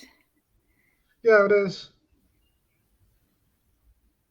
Because actually now black's got 2 extra pawns, right? For the piece. Yeah. Yeah, I want to say that this really shouldn't work for black, but I'm struggling to see a refutation. Maybe something like bishop e4. Bishop e4. And then just we'll slowly tuck the king away We have somewhere. to keep checking, don't we? Otherwise, probably it will consolidate. Yeah, but you're going to end up winning another pawn somehow. Yeah. You can go, king. Yeah. I don't want to go king e2 and allow rook b8, but if king g1, then there's queen e3 check. Yeah. So, yeah, I started out very, very skeptical about this sacrifice, but I think it's got some practical chances at least. Yeah, we've got another move. So they did take they traded these bishops, and then Aga's pushing her pass pawn, so she played a5. Yeah. So big problem for black here is that, well, for both sides, is rooks belong behind pass pawns. So white wants their rook on a1, black wants their rook on c8. But okay, the rook on a7 is at least doing some kind of active job. Yeah, because it is tying that rook down because of this. Yeah. And of course, there are 2 ways you can put a rook behind a passed pawn. You can put a rook behind your own passed pawn, but you can also put your rook behind their passed pawn. So the rook sits on c7, it's doing 2 jobs.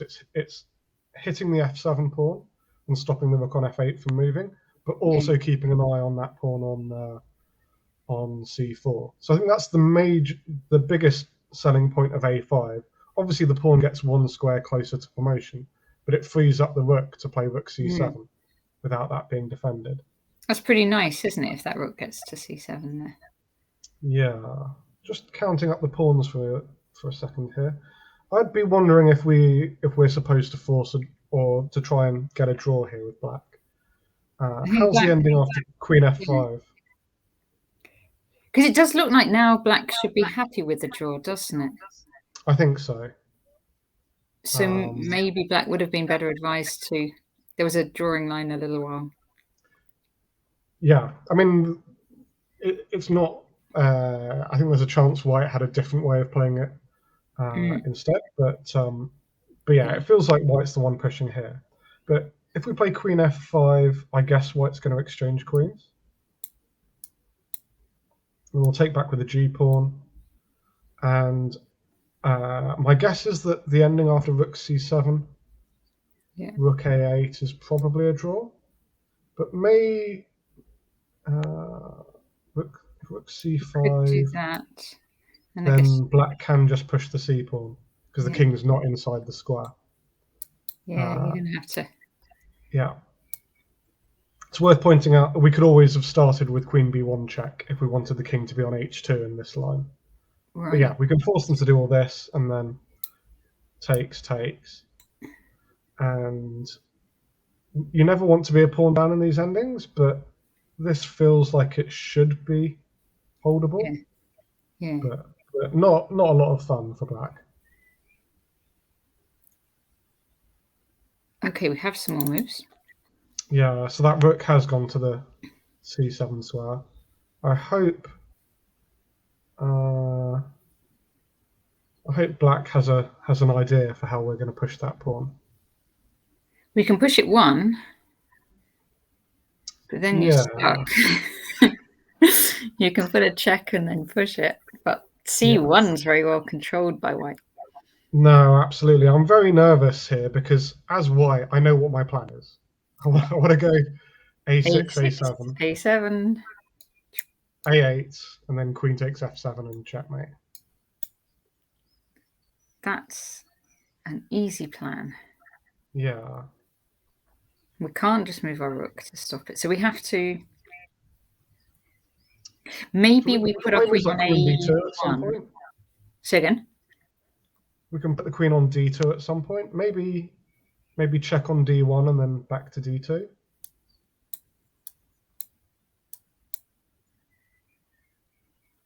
Yeah. Queen moves. Queen moves, or yeah, there's also king g3, but yeah, one of the reasons I wanted to give the check first was so that white couldn't go queen e4. But maybe white can go queen e4. Queen e4. Yeah. But at least we've now. You can't really take on f2 because they'll just take on c3 and there isn't check. Yeah, but at least now the rook on f8 is freed up. We Yeah. could play rook d8 here, for example. Okay, yeah. And our counterplay is coming in time. And okay, white's never risking anything here because we can go queen f3 and force the rook back again. They've done something very similar. Yeah. She didn't put the check in though. Okay. Yeah, I'm not convinced how much of a difference it made, but okay, it looks very sensible. And then queen e3. So black can exchange queens and again go into an ending of maybe pawn black down. again rook d8, right? Or yeah, rook d8 or rook a8 both look like moves. And I would probably expect queen f3 against both of them, just to force the rook backwards. Yeah, it's okay. Let's try it that way. Yeah, and then rook d8, and the question is, does white have a good move there? I have to go back again, really. I can't see anything else.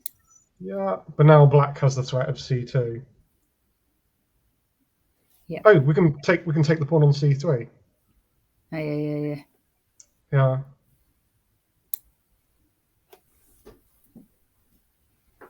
Yeah, and this is going to be winning for white.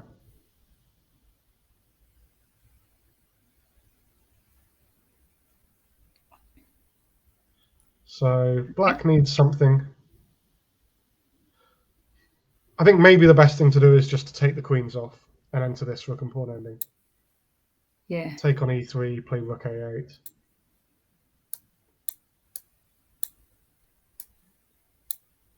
But this time round, I think white has more winning chances because we can organise the d5 pawn break at some point. Okay, because this pawn's here. Yeah, I think that's in white's favour. But yeah, so at some point the c and a pawns will disappear, and then white will have a go at winning rook and 5 against rook and 4. But I don't. I guess you have some chances, but it's not as easy as it's not so easy, right? Yeah, for either side for sure. But, all right, with just 2 more games in the ladies, so let's look at them. We've got Elise against Julie O. Yeah. So we have not a French. Another queenside fianchetto. Yeah, this is a sort of a Collie Zucator attack. structure. But black hasn't played d5, so yeah, not sure if I'd take that knight on g6. Again, I want to go g3 and h4. Whenever there's a knight on g6, there's an incentive for getting h4 in at some point. But because one of the nice things here is that black can this time round black can't meet h4 with h5. Yeah. Because white will be able to take on g6. And then horrible pawns result. Yeah, absolutely. Okay. So white takes that off straight away. Queen e2 probably threatens d5, so black plays that first.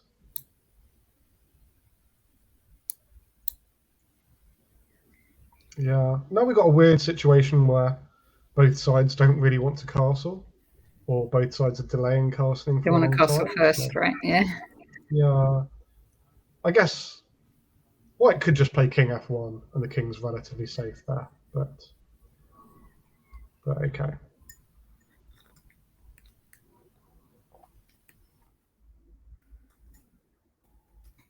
Yeah, so now black has the two bishops, but again the bishop on b7 is trapped behind the light squared pawns.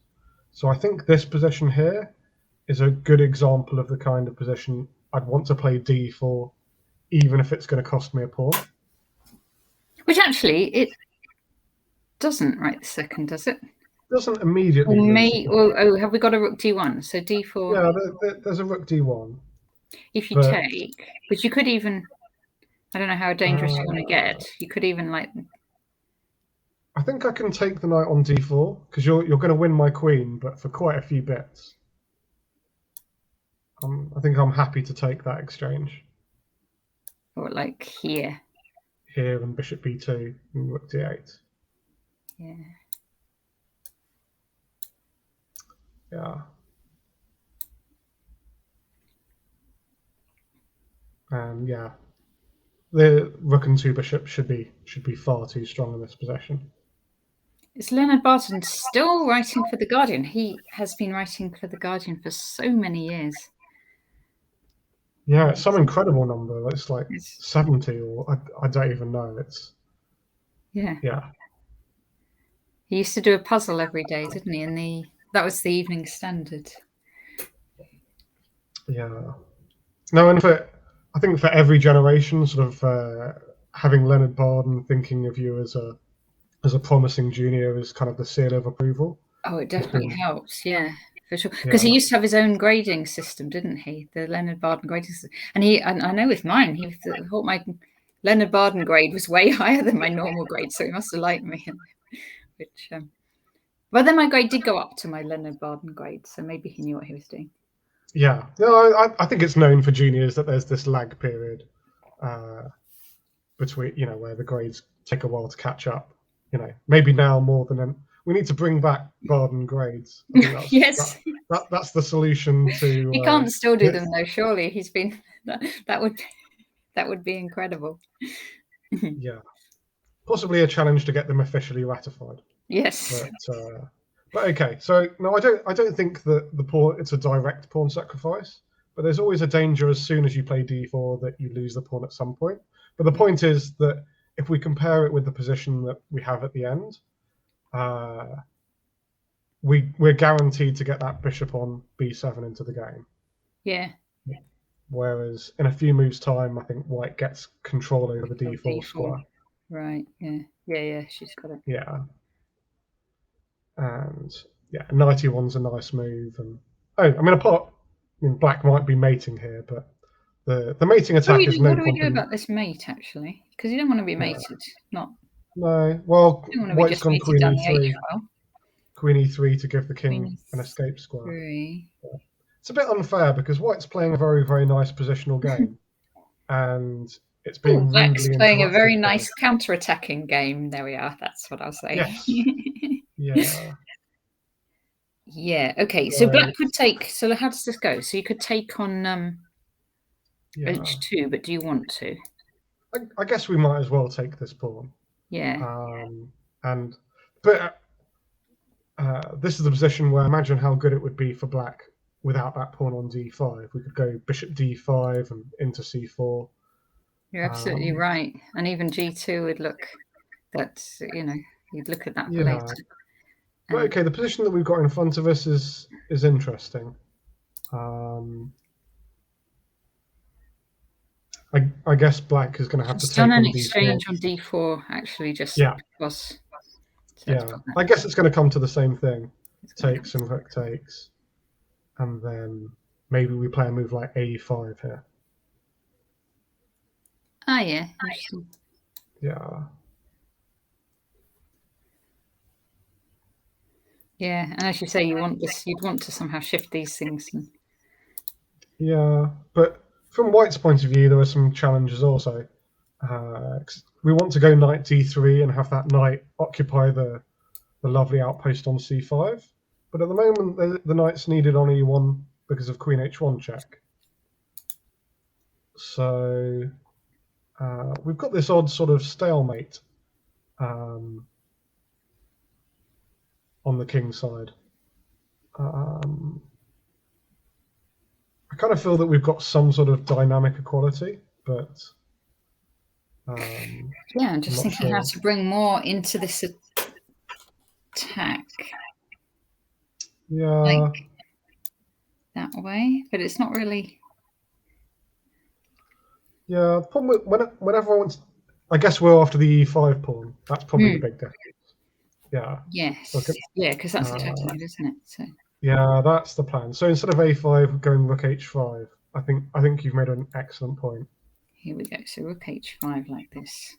Yeah. So obviously winning the e5 pawn will be nice, but the most important thing is the rook covers that e2 square. Yes. If we can get this here, this is really scary. It's not easy to stop. I guess because what about if you bring the knight out? You've still got the problem with queen h1 check, so you can't do that. Yeah, I think we can play f4 because taking on passant would allow knight takes f3. Taking on passant would allow knight takes f3. Whereupon queen h1 is met by something dropping back to g1. Yeah, just queen g1. Yeah. And here, despite the fact that white's a pawn down, I don't think white should have too many problems. But yeah, although because I'd still rather be black. Yeah, it's not so easy though because black can start going f6 and rook c8 and one day that bishop will join in the game. Mm-hmm.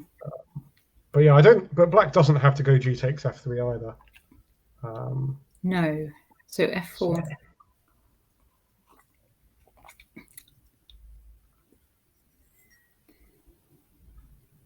Yeah, black could play the move g5 or f6 here.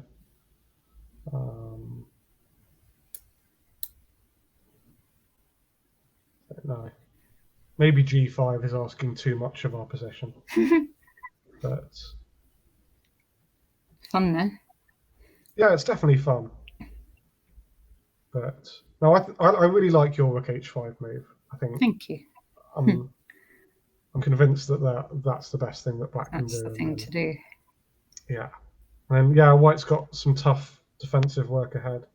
Yeah, I think she just overlooked this queen h4 idea. It's turned out to be really unpleasant.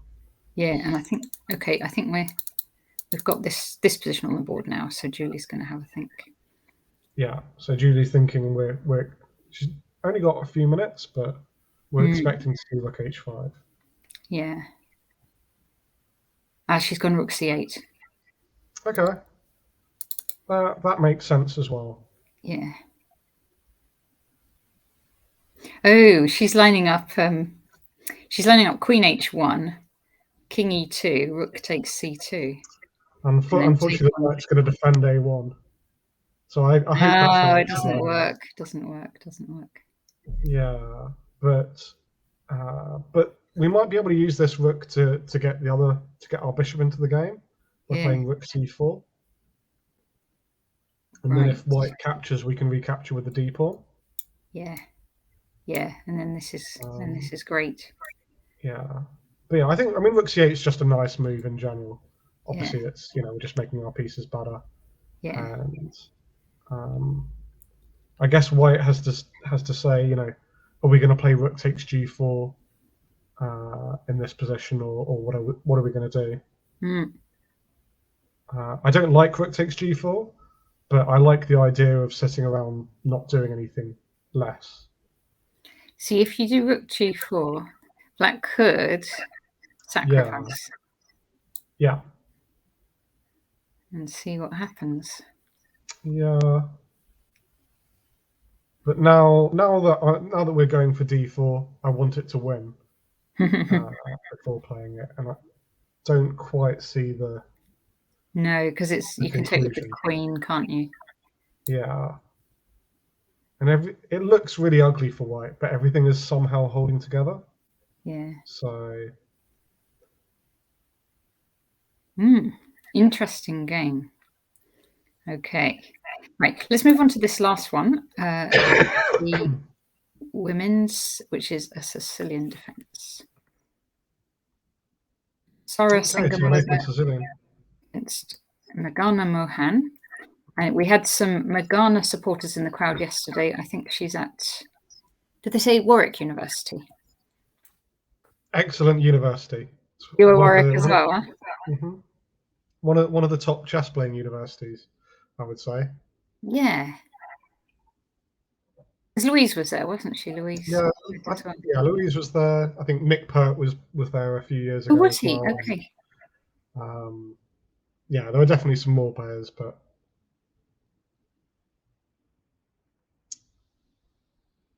okay, this all looks very sensible.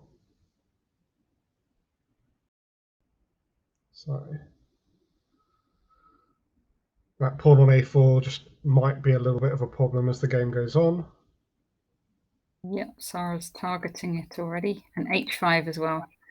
Yeah, you know what? This reminds me of your final round of the seniors with the rook on a5. Andrew Ledger game. Yeah. I did h6 though, not h takes g6. Yeah. I wonder if Yeah. you'd consider h6 in this position as well. Yeah, but I can see why white's gone h takes g6. But no, Yeah, it's just the memory of that game where I think the rook on a5 didn't move for 20 moves or something. It's all true. But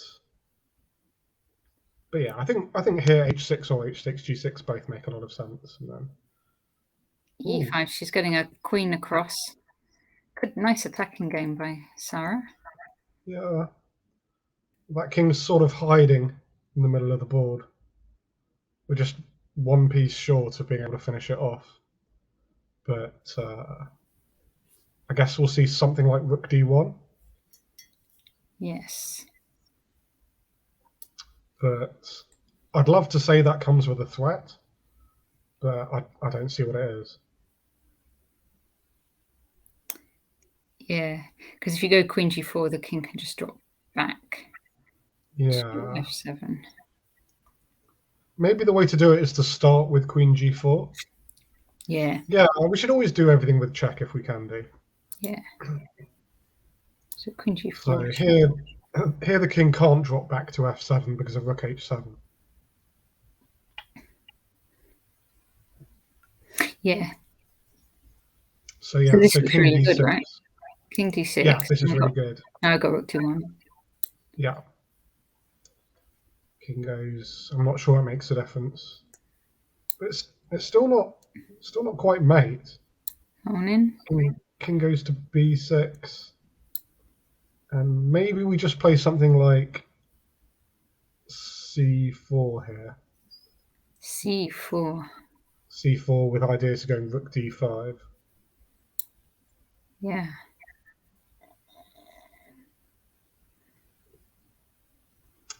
And it might be that before actually winning the game, white needs to move the king from c1 to a safer square.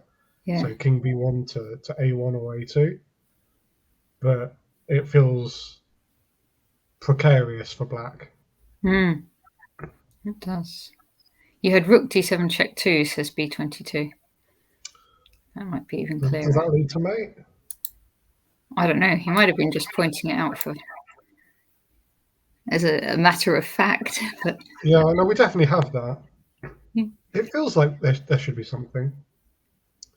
I guess we can win a pawn after like king b6, queen e6 check. Forces queen this is c6. just really good for white, isn't it? Yeah. But I mean, yeah, the important thing is not to But not to get cash in checked all of our immediately. advantage just for Yeah. one pawn. Yes. Yeah. Hmm. Yeah. No, I think you're right. This is just really good for white. But it's important to start off with the check, I think. Sarah has not on this occasion. She has gone rook across to h4. Yeah, I can see the idea. We want to go rook h8 and invade round the back. But I'm nervous about allowing black time to get pieces Can to that. unwind a bit. Yeah. Well, maybe just rook a6 and threaten to come around to c6. But Yeah. I guess white is very safe with that queen on g6 defending c2.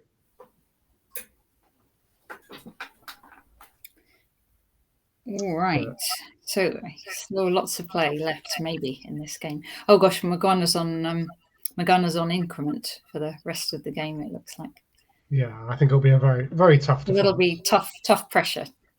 Yeah. It's kind of position where you have to be quite accurate. Alrighty, let's head back to the open. And Borna against Matthew. Yeah. Matthew has an extra bishop. Borna has 3 pawns for it. Yeah, I guess Matthew must be the one trying to win this position. The thing with the connected pawns is that if they can join up and start working together, then they're very dangerous. So if white could get the pawn to f4 and king to g4, then we'd start to feel wildly optimistic. But that's quite a lot of moves away, and disjointed pawns have a tendency to drop off. I wonder if we're heading for rook and bishop against rook here. Oh gosh, that could be a long one. Are we contractually obliged to stay to the end of that one, or? I don't actually remember ever having played rook and bishop against rook. No, I've never had it. I lost rook and with king and rook against king, rook and knight. Right. In the British Championship against Stuart Hastinger. Oh gosh. When down to the increment, it was a very unpleasant experience, but no, never rook and bishop. No. Got some more. I don't know. How do we get to there? C7. It feels like Borna's done a good job to get this far, though, because I have a feeling that Matthew was very close to just winning at some point, and that getting 3 pawns for the piece is probably quite a good result from what we saw earlier. Yeah, because in order to win, he's got to pick up these 3 pawns and then convert rook and bishop against rook. Well, black still has 1 pawn. Yeah. So white would absolutely love to trade the pawns on b3 and a2 for the pawn on a5, but you don't get to just offer that as an exchange. So maybe white will exchange rooks and go rook a4, and then Osborne's asking the knight was split then away from the king. I guess that's from earlier in the game. So we could just see how that happened. Yeah, so we had this kind of position, and yeah.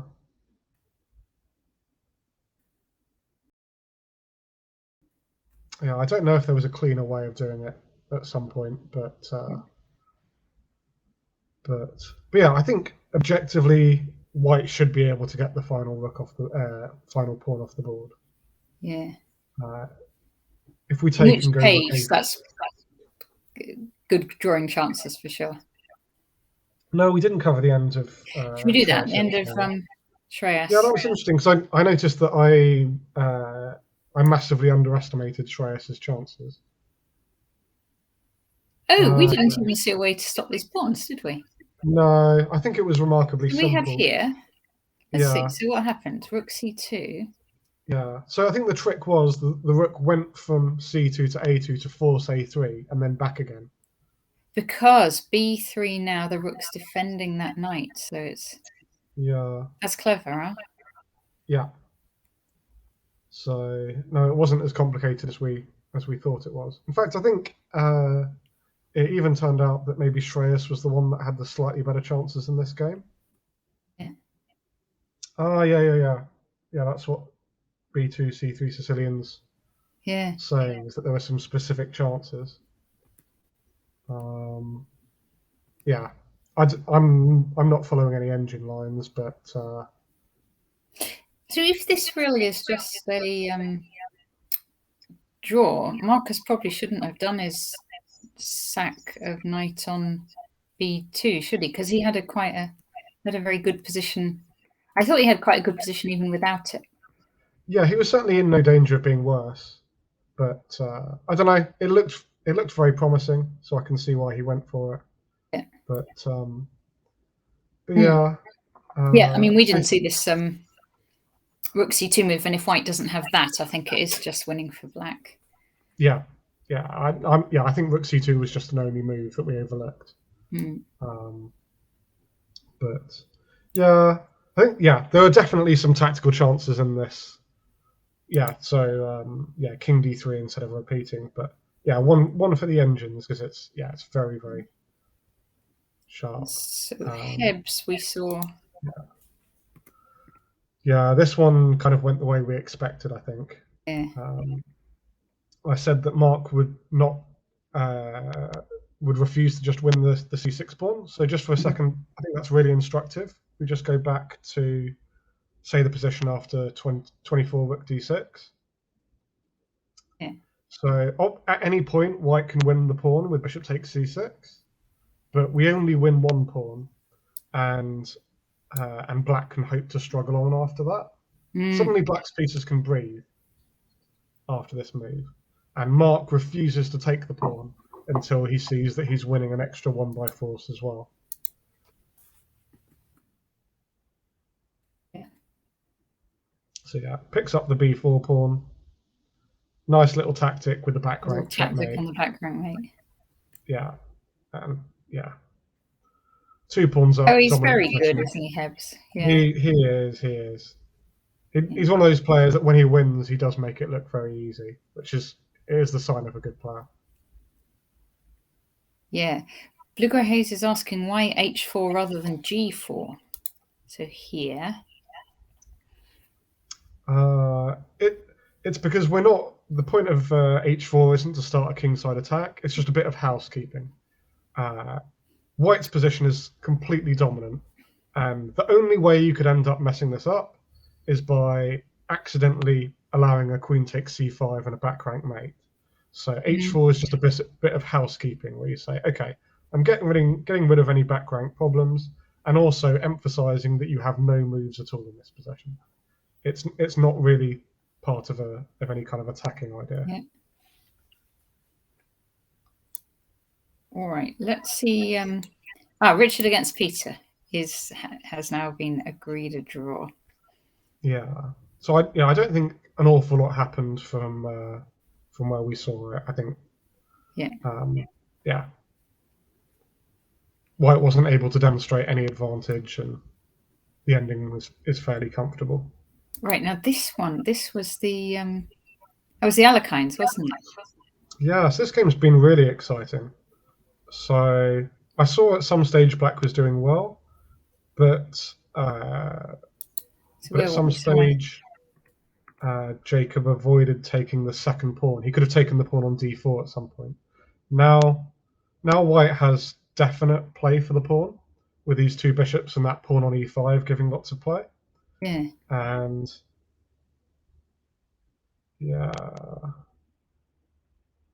okay, and so white wins the pawn back with this.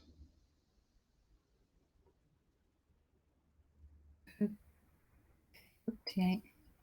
or wins the pawn back or doesn't win the pawn Could back. take this back again now. Oh, yeah, so black does take on back d4. rank mates. You could play knight takes. Yeah, you can. Yeah, that's what black did, I think. No. Knight takes and then bishop f2 and c5.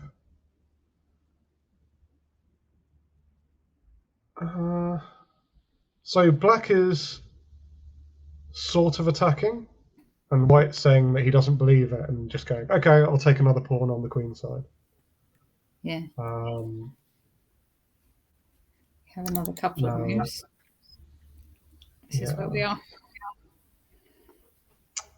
Yeah, it feels like black's being tricked somewhere.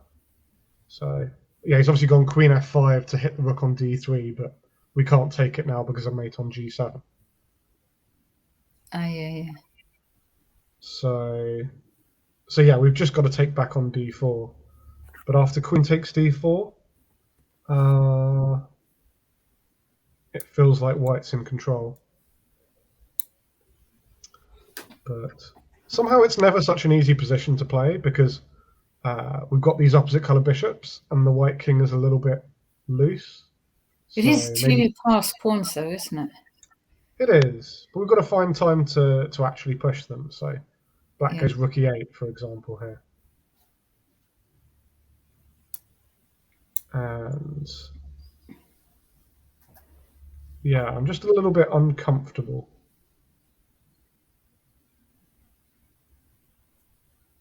Yeah, we don't want to be back rank mated. Yeah, we don't want to be back rank mated, but we certainly can't go rook d1 to cover it. So bishop e3. Yeah, but rook e1 isn't a direct threat, and maybe we can even play king f2 here. Okay. But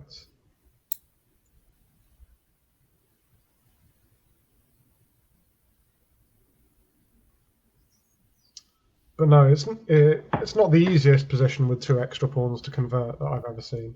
Yeah.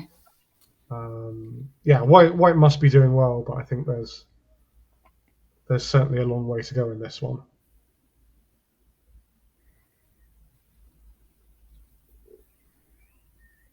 But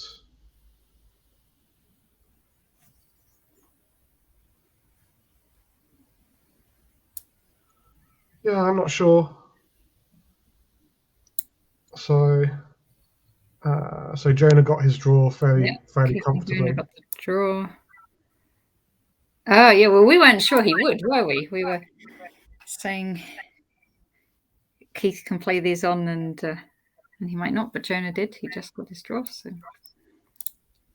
And James. Yeah. I think again we reached a situation where if Keith was going to play the game on, he'd be worse. So again, that's Keith will play an equal position on forever, but if it's a little bit worse, then yeah, this is an interesting one. So it's an exchange for how many? 1, 2, 3, 4, 5, 6. Exchange for 3. Exchange for 3, and it feels like more pawns are going to be dropping off. Yeah, I'm tempted to look for like some kind of mating way for white to finish this, but I imagine white is winning after queen takes g5 here. What about queen c5? Queen c5, there's rook c7. Rook c7. And yeah, that rook c6. He's gone rook c6, which I guess makes sense because that keeps the option to swap the queens off. Yeah. Okay, I like rook c6 a lot. So now if the rook blockades, then we can exchange queens and play rook takes a6 without dropping the e5 pawn. Or we could take on c7 and play queen c5 and take on f8. Yeah. But are there lots of checks? There might be. It's probably not a perpetual check, but yeah, I suspect that must be winning as well. Because we might even be able to organise taking on f8, so it's with check. Yeah. But this just looks winning for white. Anyway, it's just good. Yes. Okay. Yeah. Yeah, it's good for white if we can, even if we swap queens, and if we don't swap queens, that normally means that we found something even better. But yeah, so I'm expecting James to win this position quite easily. Okay. And did we see this one yet? Oscar Hackner against Indy Southcott Myers. I don't think we did. No. All looks kind of level. White has the two bishops, but yeah, no easy weaknesses to attack here. But I don't know much about the black player here at all, actually. But is he another of these younger players? I did look up that very thing yesterday, and he was quite young, but I've now forgotten. I'm going to just try it one more time. Yeah. I think it was like, he wasn't one of the, I think he was a bit older than one of the 2010. There were a few that are born in 2010. So sort of 14, 15. 2008 he was born. Yeah. Okay, so I guess here we'll see, I guess he's picking between b6 and knight c6. But I don't really see too many problems for either colour. Yeah. I guess at a push I'd still rather be white here.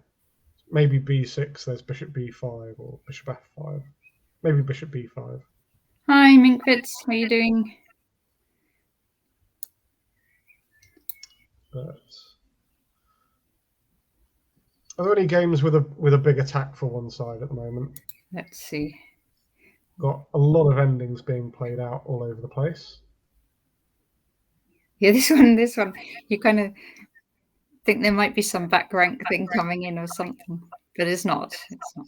Yeah, always takes me a while to work out what the piece count is.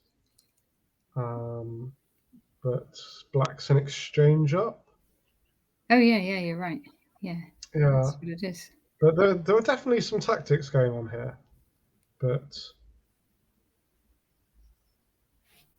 you're on a train, Minkwitz. Well, this is a good thing to do on a train. Keep your journey exciting, keeping up to date with the English Championships. Yeah, we picked a really good day for the chess because it's the first day this week. It's been raining and a bit gloomy outside, so yeah, this looks like a nice game from black. Oh yeah. So some kind of sharp Najdorf. Queenside castle, opposite side. Oh well, black didn't castle, but queenside attack against kingside pawns. Yeah. Oh, Peter Hepworth's the young guy from Huddersfield. I got that completely wrong yesterday then. Unless you're joking, Kevin, is it? I'm going to have some unreliable. I'm like, no, well, because we've got Percy Hepworth who comes on the stream, and so I thought when I saw P. Hepworth, I thought it was the same. Peter Hepworth, 1996. Yes, young guy. I don't know him though. Do you? He's not joking. No. You're not joking. I never know, do I? Yeah. No. But yeah, it looks like a very nice game from Gotham anyway. Yes. Okay, and then we've got Keith Parker against David Ireland. Yeah. And this one, black has an extra pawn, and probably quite an important pawn, that one on d3. Yeah. That's good. So yeah, white needs to be able to shift that knight from e5, and I don't see an immediate way of being able to do it. So yeah, that looks like what black just trying to convert. So now this one, Jude Shearsby, junior player against FIDE master Paul Macklin, and they've agreed a draw. It was like a slightly generous draw from white, but I guess the problem with white's position is all the pieces are on the best squares. So what's our plan? If we can't make c5 work, then maybe there's just not much to do here. But yeah. And I think Okay. there's something to be said if you're playing 2 rounds a day for conserving energy. If it's going to be like a really long endgame, I don't know, then if you're playing the morning game and it is going to be a draw, you might as well do it rather than play it all out. But maybe a true chess player wouldn't think like that. Well, it depends. Depends what you're trying to do in the event, I guess. Yeah. You've got to pick up wins where you can. And yeah, I don't think you'd catch Keith with that attitude. But well, Keith, it doesn't take any energy for him. He just knows the moves, doesn't he? For his endgame player. Yeah, it always surprises me how he's happy to play a 4-hour game every single game. But yeah. But no, fair enough. Well, if it didn't, he played the 24-hour marathon and then played another event the same evening. Yeah. Okay. This one's an interesting one. Max Pert trying to hold the very, very experienced Ian Thompson. And I think he's got good chances to do so with the opposite kind of bishops. But yeah, and he's got White's king confined to the back rank as well, which must be helpful. Yeah, well, for now, I think that's just what White's doing is slowly walking the king across. So bring the king to c1, and then we can all, then White's got to worry about the bishop on f6 being taken sometimes. So I don't know. Yeah, good winning chances for White though. Anyway. Okay, and then next one was a draw, Patrick Duncan. Yeah. Which would be 1b3. He always plays against Soham Kumar. We've got to draw Daniel Wells against Samuel Herring. And we have Ben Larkin against Harry Zheng, which was a win for black. Yeah. Okay, I'm going to head back to the top board. And let's check in. Ooh, now we were saying rook bishop against rook, weren't we? And it looks like it could still go that way.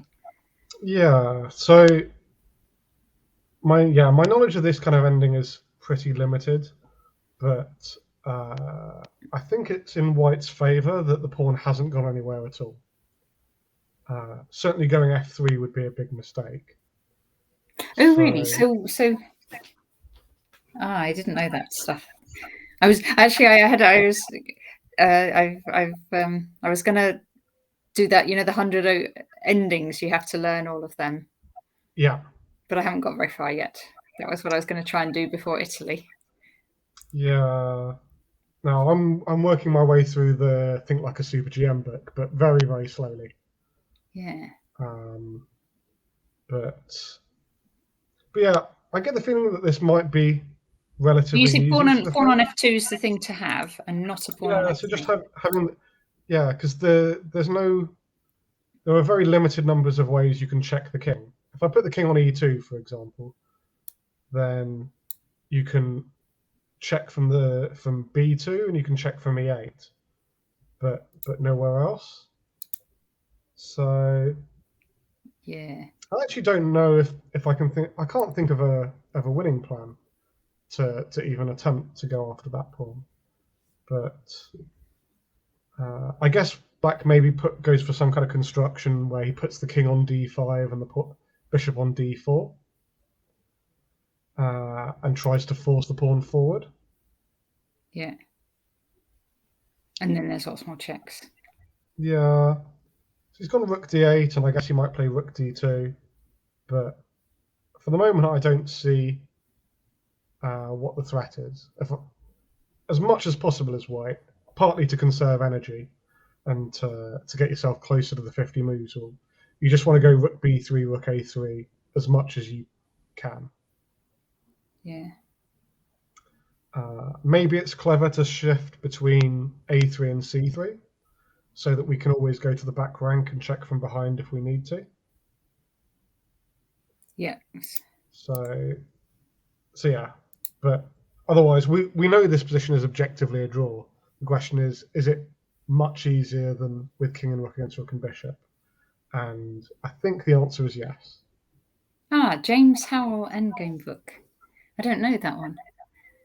I should know that one, I'm sure. Okay. Yeah, I know that. Yeah, it is the Michael Adams book. Michael Adams book, ECF Book of the Year. Don't know. I mean, definitely I've heard it has very, very good reviews. I have to say it wouldn't shock me, but yeah. But there are a lot of good books out at the moment. So yeah. Okay, we've got a few more moves, and so Matthew's got his rook round, but Borna's keeping his pawn very sensibly on f2 there.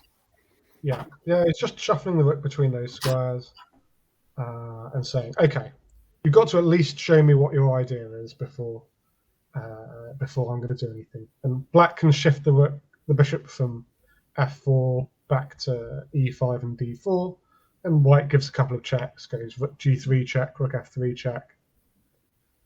I think, like you were saying, it might not be a bad idea for Matthew to knock this on the head earlier and try and win with the white pieces this afternoon. But I think he'll be a bit frustrated because I think he knows he was very close to winning earlier on. Yeah. Or that he had very good chances. So, it can be difficult to go back once you've realised that. But yeah. Okay. No, I don't have much constructive to add for the moment. So Hebs against Adam was draw. Shreyas against Mark won his game. Sorry, I'm reading ahead. Yeah, sorry, Hebs won. Shreyas drew. They drew. Let's check in again on that one. So this has changed completely. It's been a fascinating set of moves because you remember White was 2 pawns up, but with a weak king, and those two pawns have disappeared. Yeah. Oh, that's right. But White's trying to checkmate Black. So here.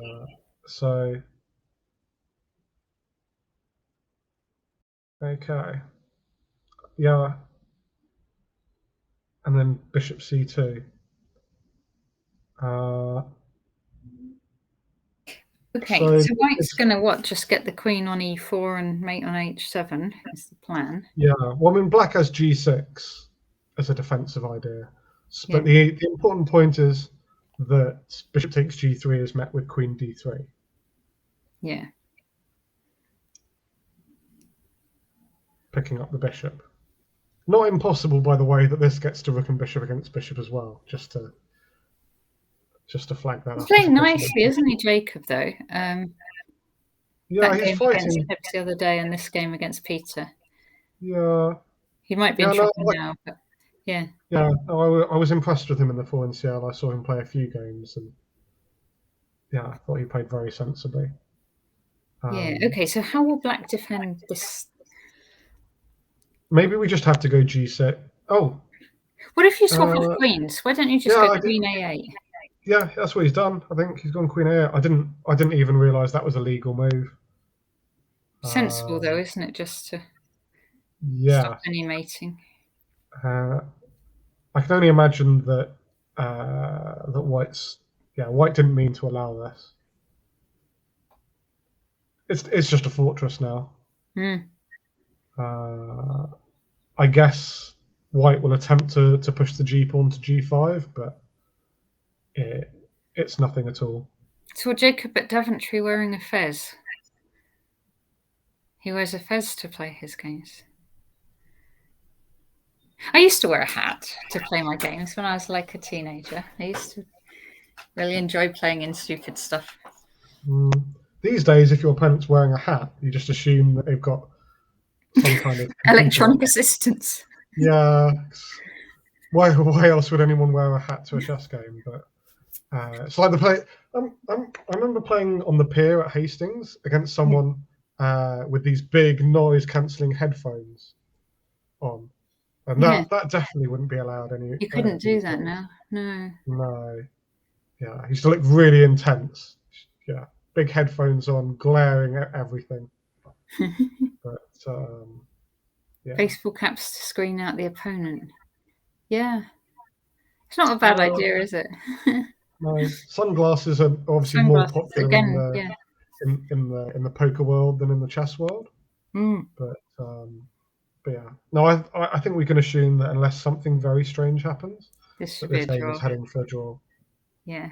And actually, the queens are off now. This is where we are. Yeah. So that's going to be a draw. Keith and Jonah was a draw. We saw that.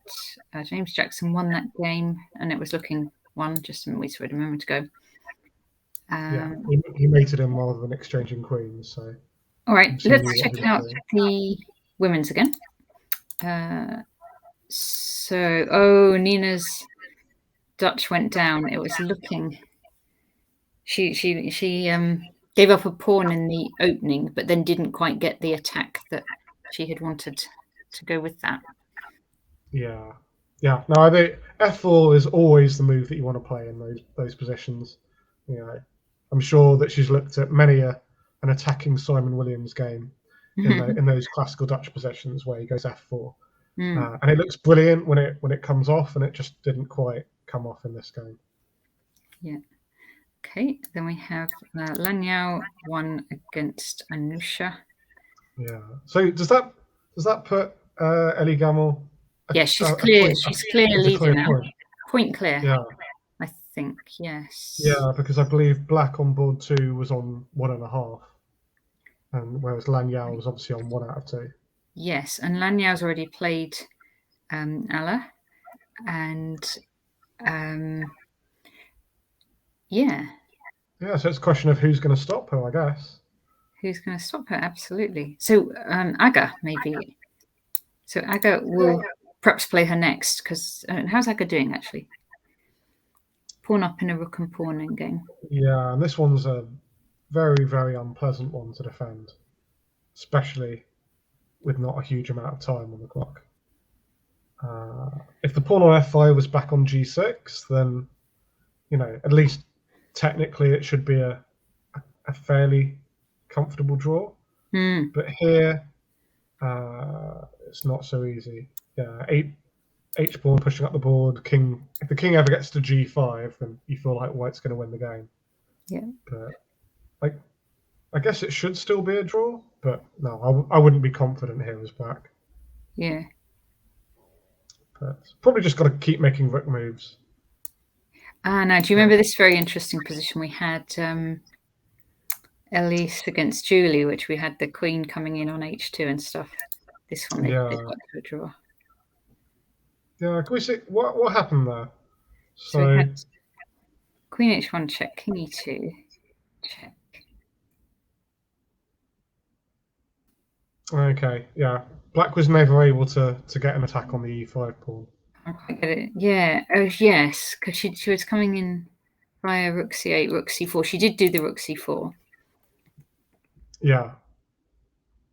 I think Black had entirely the right idea, but would have been better if we'd gone rook h5 first and then done all of these things to get the attack. But yeah, and we just end up with some kind of fortress at the end. Yeah, and then this was drawn. Maybe White could play on instead of playing f4, but yeah, probably just a draw. And I think we saw this last one. Sarah had a winning position, and she did manage to get quite a nice checkmate there, the queen in on d5. Yeah. So well done her. No, very nice. Okay, good. I think we should maybe wrap up there. So we'll just check back on top board. They have, as per your suggestion, they have now agreed the draw, conserving energy. And great. So Matthew will be playing with the white pieces we expect this afternoon. Okay, good. We're going to wrap up there. I'm back on with Matthew Sadler this afternoon at 4 o'clock for round 4, and we'll see who's gonna take top spots in this English Championship and the Chessable English Women's Championship taking place in Kenilworth right now. Okay, Thank you all very much in the chat for watching. Thanks, Tom, as well. And we'll see you all this afternoon. Thanks for watching. Thank you, Natasha.